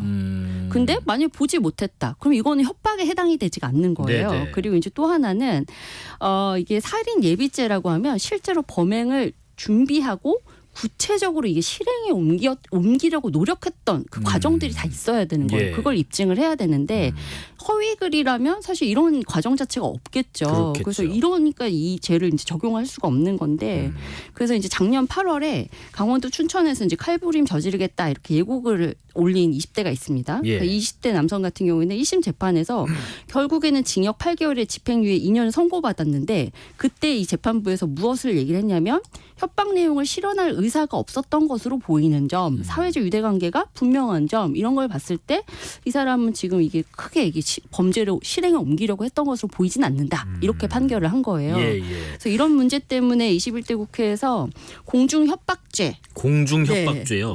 이걸 이제 입법을 추진하기도 했는데 지금 아시다시피 이미 이제 21대 국회는 저물어 가고 있죠. 그래서 다음 국회에 희망을 걸어야 할 것으로 보입니다. 뭐 이런 글 올린 사람들이 이제 경찰 조사 과정에서 뭐 재미삼아 올렸다는데 재미 하나도 없고요. 관심 받고 싶었다는데 우리가 지금 신경 쓸 일 많습니다. 공중협박죄 불특정 다수에게라도 이렇게 살인, 살해 예고 글이 올라오면 범죄 혐의점으로 인정이 돼서 처벌까지 이어질 수 있는 방안까지도 한번 우리가 검토해 볼 시점이 아닌가 싶은 생각이 드네요. 프란치스코 교황의 자서전 일부 내용이 이 출간을 앞두고 공개가 되면서 화제를 모으고 있나 봅니다. 네, 그렇습니다. 그러니까 뭐 인생, 역사를 통해 본 나의 이야기라는 제목으로 이제 내일, 현지 시간으로 내일입니다. 그러니까 이탈리아어 영어판으로 이제 제작된 자서전이 출간될 예정인데요. 이제 일부 매체들이 이제 원고 일부 내용을 좀 발췌를 해서 보도를 하고 있습니다. 자서전에는 이제 최근에 논란이 됐었던 게 저희 뉴스에서도 한번 소개해드렸었는데 뭐 동성애 축복을 신부가 해주는 것에 대해서 어떤 신념을 가지고 있는지, 뭐 낙태 합법화에 대해 어떤 견해 가지고 있는지, 또 뭐 공산주의자 이제 독재에 부역했다는 의심도 받았는데 이런 사정들을 어떻게 좀 풀어냈는지 이런 이야기도 좀 담겼는데요. 근데 그런 것도 혹시 담겨 있나요? 이게 프란시스코 교황에 대해서 일단 좀 고령이시고 뭐 건강 얘기도 나오다 보니까 좀 조기에 뭐 사임하는 거 아니냐 뭐 이런. 얘기도 있었잖아요. 네, 그러니까 이게 교황 사임 자체가 굉장히 이례적인 일임에도 불구하고 전입인 이제 베네딕토 16세 교황이 이제 이 임기 중에 사임을 했잖아요. 그러다 보니까 아무래도 더 좀 이제 그런 가능성이 좀 제기되는 측면도 있고 프란치스코 교황 같은 경우에는 워낙에 이 카톨릭 개혁의 선봉 상징 같은 인물 아닙니까? 그러다 보니까 아무래도 이제 카톨릭 내 보수파들의 공격을 많이 받기 때문에 아마 사임하지 않겠냐 이런 이야기들이 즉위 직후부터 계속 이야기들이 나왔었어요. 근데 진짜 말씀하신 대로 최근에는 아무래도 고령 88세이시거든요. 그리고 최근 3주 사이에 실제로 건강 문제 때문에 이 공식 일정 취소한 것들이 꽤 많이 있었어요. 그러다 보니까 정말 사임하는 거 아니야? 이런 이야기들이 좀 더 이제 좀 설득력 있게 계속 제기가 됐었는데 여기에 대해서 일단은 사임을 고려할 정도로 심각한 이유가 없기 때문에 이것은 먼 가설이다. 어떤 사람들은 사임하길 바랐을지 모르지만 주님 덕분에 나는 건강을 누리고 있고 주님의 뜻에 따라 아직 실현해야 할 많은 프로젝트가 있다. 이렇게 분명하게 답을 했습니다. 자서전에 좀 세간의 관심을 끌만한 이야기들이 좀 많았어요. 사실 이제 이런 사임설 관련된 이야기보다 거의 이제 이번 자서전 관련된 뉴스들은 다 이게 제목인데 내 젊은 시절에 이제 신학생 시절에 이 삼촌 결혼식에 갔다가 어떤 여인에게 너무 매료가 됐었다. 그래서 정말 기도를 할 수 없을 정도로 이 여인 생각에 정말 이 성직 생활 하기 어려웠다. 이런 이야기 이야기들까지 좀 들려주기도 했고요. 네네. 그리고 워낙에 이 프란치스코 교황이 축구를 좋아하기로 정말 유명하잖아요. 네. 왜 예전에 개봉했던 영화 두 교황에서도 축구를 좋아하는 이 사랑하는 모습이 좀 나오기도 했었는데 이 아르헨티나 축구 영웅 디에고 마라도나를 만났었던 이야기 네. 그리고 그에 대한 이야기들을 정말 많은 분량을 할애해서 이야기를 했다고 합니다. 예. 그리고 아르헨티나 광부장 시절에 이제 군사정권 인권유린을 묵인했다. 심지어 협조자였다. 뭐 이런 이야기들까지 좀 많이 제기가 됐었는데 여기에 대해서 또 직접 부인하는 내용까지 담겼다고 합니다. 예, 프란치스 교황의 자서전에 개인의 소신 또 개인사까지 담긴 내용들 눈길을 끈 부분 소개해 주셨습니다. 여기까지 말씀 듣겠습니다. 지금까지 서은영 뉴스 큐레이터였습니다. 고맙습니다. 감사합니다.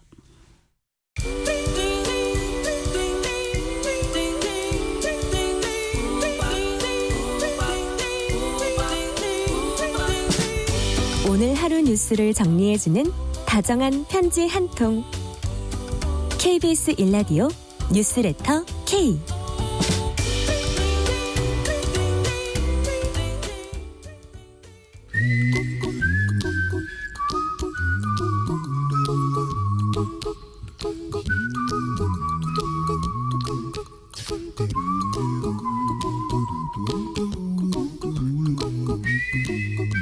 돈, 경제, 미래 걱정, 돈 워리. 전문가들과 함께 모든 경제 걱정 해소해드리는 시간입니다. 오늘은 권혁중 경제평론가와 함께 한국경제의 뇌관이라 불리는 가계부채에 대해서 이야기 나눠보겠습니다. 안녕하십니까? 네, 안녕하십니까? 금융기관에서 2월 경제 분석이 속속 나오는 시즌인데요. 근데 2월 하면은 항상 뭐 특징이 몇 가지 있는 것 같아요. 뭐 다른 달에 비해서 좀 작기도 하고 네. 또 명절에 많은 직장인들이 설 상여를 받기도 하고 또 뭐 연말정산도 받은 게 환급도 있고요. 네. 근데 이제 이 설 상여 우리나라 사람들이 대부분 빚 갚는 데 쓰고 있다. 진짜 네. 그런가요? 네, 실제 뭐 통계를 보면은요, 예. 그 말이 이제 사실인 것 같습니다. 왜 그러냐면 금융위원회가요, 그 2월 중 전금융권 가계대출을 조사를 했더니 네. 전월 대비 한 1조 8천억 정도가 감소를 했는데 이게 11개월 만에 이제 줄어들었어요. 근데 왜 줄어들었을까 봤더니 이 금융권에서 많이 감소를 했습니다. 네. 근데 이 금융권 하면은요, 항상 관련 있는 게 지방부동산 경기와 관련이 있고요. 또 하나가 이 금융권은 아시겠지만 금리가 높잖아요. 네. 근데 2월에 뭐가 있었냐 그러면 명절이 있다 보니까 상여금 받았습니다. 그렇죠. 그다음에 상여금 받아서 사실 이제 이 금융권 고금리를 이제 갚는 데 쓴 거죠. 실제 보니까요, 신용대출 감소폭이 두드러지게 많이 내려났거든요. 그러니까 신용대출하면 주담대보다는 금액이 소액이고요. 그다음에 네네. 금리 높잖아요. 그러니까 상여금 받아서 말 그대로 이제는 신용대출 갚는 데 썼다. 이 금융권에 있는. 그러니까 이런 것을 봤을 때 이제 많은 분들이 뭐 좋은 판단이다. 저는 뭐 그렇게 생각을 해봅니다. 뭐 그걸로 받아서 이제 뭐 누구 선물 사고 여행 생각하지 말고 네. 제일 그거 금리 높은 거 맞아요. 있지 그거부터 빨리 털어버려 뭐 이런 개념이었던 것 같은데 네. 계절성 요인인 거면 지금 2월에 가계대출 줄어든 게 뭐 잠깐 이벤트에 네. 그칠 수 있지 않을까요? 근데 사실상 지금 본격적으로 뭐 대출이 줄어들고 있다라고 보기에는 좀 어렵고요. 네. 실제 한국은행 이제 통계를 본다 그러면 이게 지금 가계은행의 가계대출을 봤을 때 주담대가 오히려 좀 늘어나는 추세를 보입니다. 그러니까 네네. 4조 7천억 원 정도 더 늘어났거든요. 2월에. 그러니까 사실 줄지 않고 있어요. 오히려 기타 대출은 많이 줄고 있습니다. 기타 대출은 신용대출 이런 걸 포함하는 게 기타 대출인데 네네. 그러니까 주담대는 오히려 이제 줄지 않고 더 늘어나고 있는. 왜 늘고 있나요? 일단 뭐 여러 가지 상황이 있는데요. 네. 일단 금리 하락 부분이 크나큰 영향을 줬다고 봐요. 그러니까 대한대출 플랫폼이 나오면서 네. 사실상 많은 은행들이 경쟁적으로 금리를 내렸습니다. 그래서 그 당시에 물론 지금도 마찬가지지만은 야 지금 주담대 있는 분들 금리 대한대출 안 하면 바보야. 이런 얘기가 나올 정도로 네네. 많은 분들이 이 대한대출 플랫폼을 통해서 갈아타기 하셨거든요. 근데 사실 갈아타기라는 게 생각해 보면은 있는 대출을 그냥 갈아타는 거잖아요. 그렇죠. 그럼 총량이 늘 수가 없거든요. 네네. 근데 왜 이게 주담대가 더 늘어났냐? 그러고 본다 그러면 이거예요. 어떤 거냐면 분위기 조성입니다. 분위기 그러니까 조성이 금리 자체가 내려가다 보니까 분위기가 대출 받아도 되는 분위기로 갔어요. 지금도 그렇고요. 그러다 보니까 많은 분들이 이거 신규 대출 받는 분도 있고 물론 갈아타면서 금리를 뭐 내렸겠지만은 분위기가 좀 금리 인하 분위기다 보니까 이런 것 때문에 이제 총량이 좀 늘어나는 부분 주담대가 네네. 그런 형태로 가고 있습니다. 그러니까 갈아타서 좀 더 싼 금리로 이제 갚아나간 게 아니라 그러면 기왕에 이렇게 좀 낮아진 김에 남은 부분을 추가 대출을 좀 받아볼까, 대출을 좀 일으켜볼까 하는 그런 부분도 좀 있는 것 같다는 말씀이신 것 같은데 7341님 나만 그런 게 아니네. 돈 들은 족족 이자 갚고 있어야 하십니다. 대부분 말씀인 것 같아요. 예, 말씀해 주시죠. 그러니까 대안대출 같은 경우에는 뭐 신규 추가로는 안 돼요.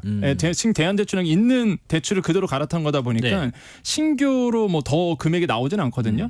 근데 이제는 분위기가 그렇다는 거죠. 이제는 왜냐하면 각 은행들이 대안대출하면은 서로 고객을 끌어오게 되잖아요. 지금 금리가 대안대출하면 3.5%까지 있습니다. 그러니까 사실상 뭐 과거에 금리 비쌀 때 주담됐을 때 4%가 훨씬 넘어갔거든요. 지금 상황으로 본다 그러면 1.5%포인트 정도 낮아졌다라고 지금 통계로 잡혀요. 그러니까 내가 대안대출을 이용하면 대안대출 플랫폼 주담대 이용하면은 한 1.5%포인트 정도 금리가 내려간다는 얘기는 사실상 한 달에 몇십만 원씩 내려간다는 얘기거든요. 근데 안 탈 이유가 없죠. 그렇겠네요. 예, 그래서 다행히 지금 대부분의 많은 분들이 이제 갈아타기를 했고 그러다 보니까 은행들이 본격적으로 금리를 내렸고요. 신규 고객 끌어오기 위해서 그 금리 내리다 보니까 대출을 안 받으신 분들도 사실 이제는 좀 주담대에 좀 들어갔던 분들도 계시다라고 말씀드립니다. 그렇겠습니다. 지금 우리나라 가계 부채를 이끄는 게 지금 주택담보대출 주담대라면 이걸 조금 더 자세히 보면 좋겠는데 이 주담대가 계속해서 증가하는 이유가 있을까요?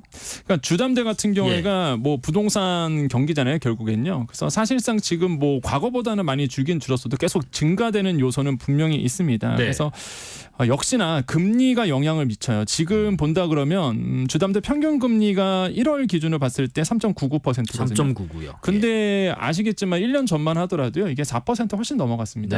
그러다 보니까 금리 인하 시그널이 있고 그다음에 아까 말씀드린 것처럼 대안대출에 대한 공적적인 은행들의 신규 고객 끌어들이기 위해서 주담대 금리를 낮추다 보니까 사실상 이제는 총량이 좀 늘어나고 있는 분위기고요. 실제 제가 봤을 땐 주담대 총량은 줄어들지 않을 거라는 생각이 들어요. 끊임없이 부동산에 수요가 있습니다. 그러다 보니까 그 부동산 수요를 맞추기 위해서 계속적으로 주담대는 받아 나갈 수밖에 없다. 그래서 지금 봤을 때 신용대출은 줄어요. 확실히. 신용대출은 불경기다 보니까 많은 분들이 고금리 갚고 나가기 위해서 이제 갚는 부분이 있겠고 주담대는 제가 봤을 때는 줄지 않고 특히 불경기 때는요 더 늘어난 추세입니다. 왜 그러냐면 그 주담대라는 건 담보대출이잖아요. 금리가 낮습니다. 다른 것보다. 그러면은 일단 뭐 되냐면 내가 당장 사업 자금이 없어요. 내가 생활비가 없습니다. 그러면 이제는 내가 살고 있는 집을 담보 잡거든요. 그러니까 생활안정 자금으로 담보 대출을 받아요. 이게 많은 분들이 주담대 딱 하면은 주택 구입 목적으로 받는지 아시는데 그렇지 않습니다. 주담대의 또 하나의 틀이 뭐냐면 생활안전 자금으로 받을 수 있거든요. 그렇죠. 그러니까 내가 주택을 담보 잡아서 생활비로 쓰는 거죠. 이런 분들이 지금 늘어나곤 주세요. 그래서 주담대가 줄기는 힘들다라고 좀 생각해 봅니다. 여러 가지 요인들이 있네요. 아까 그 지금 대출 갈아타기 서비스 잠깐 말씀하셨는데 요거 조금 들여다보고 싶은 게요. 이 서비스가 금리 부담 인하의 효과는 있는데 이게 또 생각해보면은 너무 간단하게 이렇게 갈아탈 수 있어서 어떻게 보면 심사 기능을 좀 떨어뜨릴 수 있지 않을까, 허점이 있지 않을까 이런 우려도 있는 것 같습니다. 그렇죠. 이제 심사라고 본다 그러면 대출이 안 나가야 되는데 대출이 안 나갔어야 되는데 대출이 나가는 케이스라고 보시면 되겠죠. 심사 기능이 약화되다 보니까 그런 사례들이 저는 분명히 나올 수 있다라고 보여집니다. 지금 은행들이 아까도 말씀드렸지만은 정말로 이 대안대출 플랫폼을 통해서 신규 고객 끌어당기고 있거든요. 왜냐하면 한번 내 고객 만들면 월급 통장 바꾸죠. 또 조건 달잖아요. 우리가 보통. 그래서 조건도 하죠. 그리고 사실상 하면 안 되는데 꺾기까지 하거든요. 그러다 보니까 사실상 이런 부분에서 은행들은 이 기회를 놓칠 수 없거든요. 그러다 보니까 사실상 대출이 안 나가야 되는데도 불구하고 공격적으로 마케팅 하다 보니 그걸 놓치는 경우가 분명히 있을 거다. 그리고 또 사기꾼들이 또 이런 걸 또 악용을 합니다. 그러니까 이게 사실 뭐 일부 허점이 있어서 생각보다 쉽게 대출이 나오네, 갈아탈 수 있네 하는 것도 있지만 범죄에 이게 쓰이면 이게 좀 큰 어려움이 될 수 있는데 악용하는 범죄 어떻게 발생할 수 있는 거예요? 최근에 청년 맞춤형 전월세 대출 제도가 있는데 이걸 악용한 사례가 있었어요. 뭐냐면 청년들 같은 경우에는 내 집 마련 하는 게 좀 어렵잖아요. 그래서 대출, 정책자금 대출이 굉장히 좋게 나옵니다. 그렇습니다. 그러다 보니까 이제는 임대인, 임차인 다 한통속이었던 거죠. 그래요? 왜냐하면 보증이 문제잖아요. 항상 아시겠지만 한국주택금융공사에서 보증을 서줍니다. 보증 서준다는 얘기는 은행권 입장에서는 손해볼 게 아무것도 없죠. 그렇죠. 여기서 보증 서주니 사고 나도 어차피 보증에서 나올 거니까. 그러다 보니까 사실 심사 기능을 좀 약하게 뒀는지 이게 꼼꼼하게 보지 않고 임대인, 임차인 다 한 통석인데 대출이 나간 거죠. 근데 안 갚는 거죠. 예, 나르는 거죠. 도망갔거든요. 근데 이게 사기로 이제 걸린 거죠. 그러다 보니까 그래서 이런 악용하는 사례가 굉장히 많아요. 그래서 이런 부분들에 대해서 심사를 꼼꼼하게 볼 수밖에 없고 결국에는 이런 악용한 사례가 나오면 진짜 대출을 나가야 되는 청년들 거의 못 받죠. 네, 그런 분들이 못 받는 케이스가 있거든요. 그렇기 때문에 정말로 뭐 대출이 뭐 너무 깐깐해지면 안 되겠지만 서민 경제를 위해서 하지만은 불법적인 용도로 쓰이지 않도록 관리 감독을 좀 해야 된다 이렇게 생각해 봅니다. 무주택 청년 전월세 대출 조건이 까다롭지 않다 이런 것을 악용해서 대출을 받고 임대차 계약까지 맺었다가 취소를 한 다음에 그 받은 돈을 은행에 안 갚는 식으로 해서 20대들이고요. 13억 7,600만 원을 가로챘다고 합니다. 자, 또 그리고 금융당국에서는 이 사람들이 상대적으로 금리가 싼 주담대를 받아서 이거를 자금 조달 통로로 활용하고 있다. 아까 잠깐 언급하신 것 같은데 조금 더 설명을 드려볼까요? 그러니까 이게 지금 주담대라는 거는 결국에는 주식담보대출이고 주택담보대출이고요. 그 다음에 이제는 보통 생활안전자금으로 써야 되는데 사실상 이게 다른 용도로 이제 쓰여진다 그러면 이제 총량이 줄지가 않겠죠, 당연히. 그러니까요. 계속적으로 이걸 사용해서 대출이 늘어날 수밖에 없는 구조예요. 그래서 사용 목적에 맞게끔 대출을 해줘라 이렇게 이제 얘기하고 있는 거고 지금 부동산 시장에서 이제 4월 위기설 이런 얘기가 나와요. 그러니까 4월 위기설이 뭐냐면 건설회사들이 무너질 수 있다. 총선 끝난 다음에 그런 이유가 지금 사실상 이제 많은 분들이 이제 보이진 않죠. 건설회사들이 어떻게 흘러가는지 보이진 않는데 이 저희 쪽에선 보이거든요. 왜냐하면 회사채가 이게 건설회사들이 돈이 없다 보니까 회사채 발행을 하고 있는데 얼마나 발행하느냐? 이게 안 팔려요. 지금 인기가 없어요. 그러니까 이제 메이저 건설사들은 사실상 금리 낮아도 뭐 시장에서 소화가 되는데 중소건설사 회사채가 전혀 이게 인기가 없습니다. 그러니까 자금 조달을 못 해요 지금. 그러면은 임금 못 주죠. 그다음에 건설공사 대금 못 주죠. 그럼 망하는 거거든요 이게. 그런데 이런 와중에 공사채. 그러니까 여러분 투자자라면 회사채를 투자할까 공사채 투자했다 그러면 당연히 공사채죠. 왜냐하면 신용도도 더 좋고 내가 돈 뗄 일도 없고 그러다 보니까 한쪽으로 또 쏠리고 이러다 보니까 지금 건설회사들이 제가 봤을 땐 되게 지금 리스크가 너무 크다. 그래서 4월 위기설이 괜히 나오는 게 아니다. 지금 또 하나의 또 시그널이 건설 회사들이 4억을 담보로 대출 받고 있습니다. 4억을 담보로. 네, 그 정도로 어렵다는 거예요. 그 정도로 어렵다. 네, 그래서 지금 시장에서는 건설 회사들 여러 무너진다라는 얘기가 나오고 있고 4월에 가면은 그렇기 때문에 부동산 지금 상황이 이게 눈에는 보이지 않지만 너무 어려운 상황이다. 이렇게 흘러가고 있다는 것에서 좀 주의하셔야 돼요. 대출 받을 때요. 그러니까 분양 받으시잖아요. 다들 소비자들이. 근데 좀 꼼꼼하게 따져보고 사실 시장에 들어가셔야 된다고 말씀드립니다. 예, 짧게요. 그 지금 이제 한 1,100조 원 정도 우리 가계부채 수준인 것 같은데 한국은행은 어떻게 전망 관리할 계획인지 짧게 들어보겠습니다. 예, 스트레스 DSR이 이제는 시행이 되고 있습니다. 1단계가 2월 26일부터 시행이 됐고요. 저는 스트레스 DSR이 효과가 있을 거라고 좀 보거든요.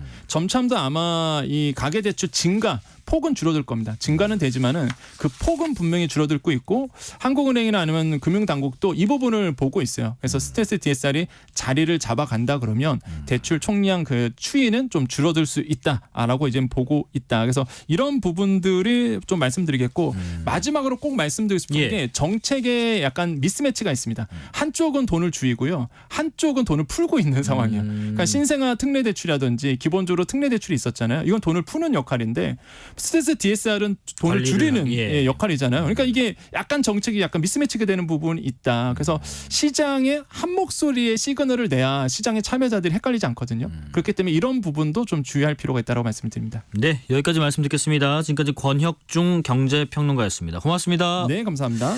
자, 오늘 뉴스레터 K는 여기까지입니다. 란6648님 저 방송 계속 듣는데 커피 쿠폰 주시면 안 되나요 하시는데 홈페이지 한번 확인해 보시면 저희가 오늘 될 수도 있을 것 같습니다. 김주원님 프란치스코 교황은 아르헨티나인답게 축구 마니아라고 하죠. 용준 기자님은 어떤 걸 최고 좋아하시나요? 전 뉴스레터 K를 최고 좋아합니다. 월요일은 오늘 힘차게 마무리하시라고 이적의 하늘을 달리다 들으면서 마무리해보겠습니다. 커피 쿠폰 받으실 분들 뉴스레터 K 홈페이지를 확인해 주시고요. 오늘도 여러분과 함께 세상을 읽어봤습니다. 지금까지 뉴스레터 K KBS 김용준이었습니다. 고맙습니다.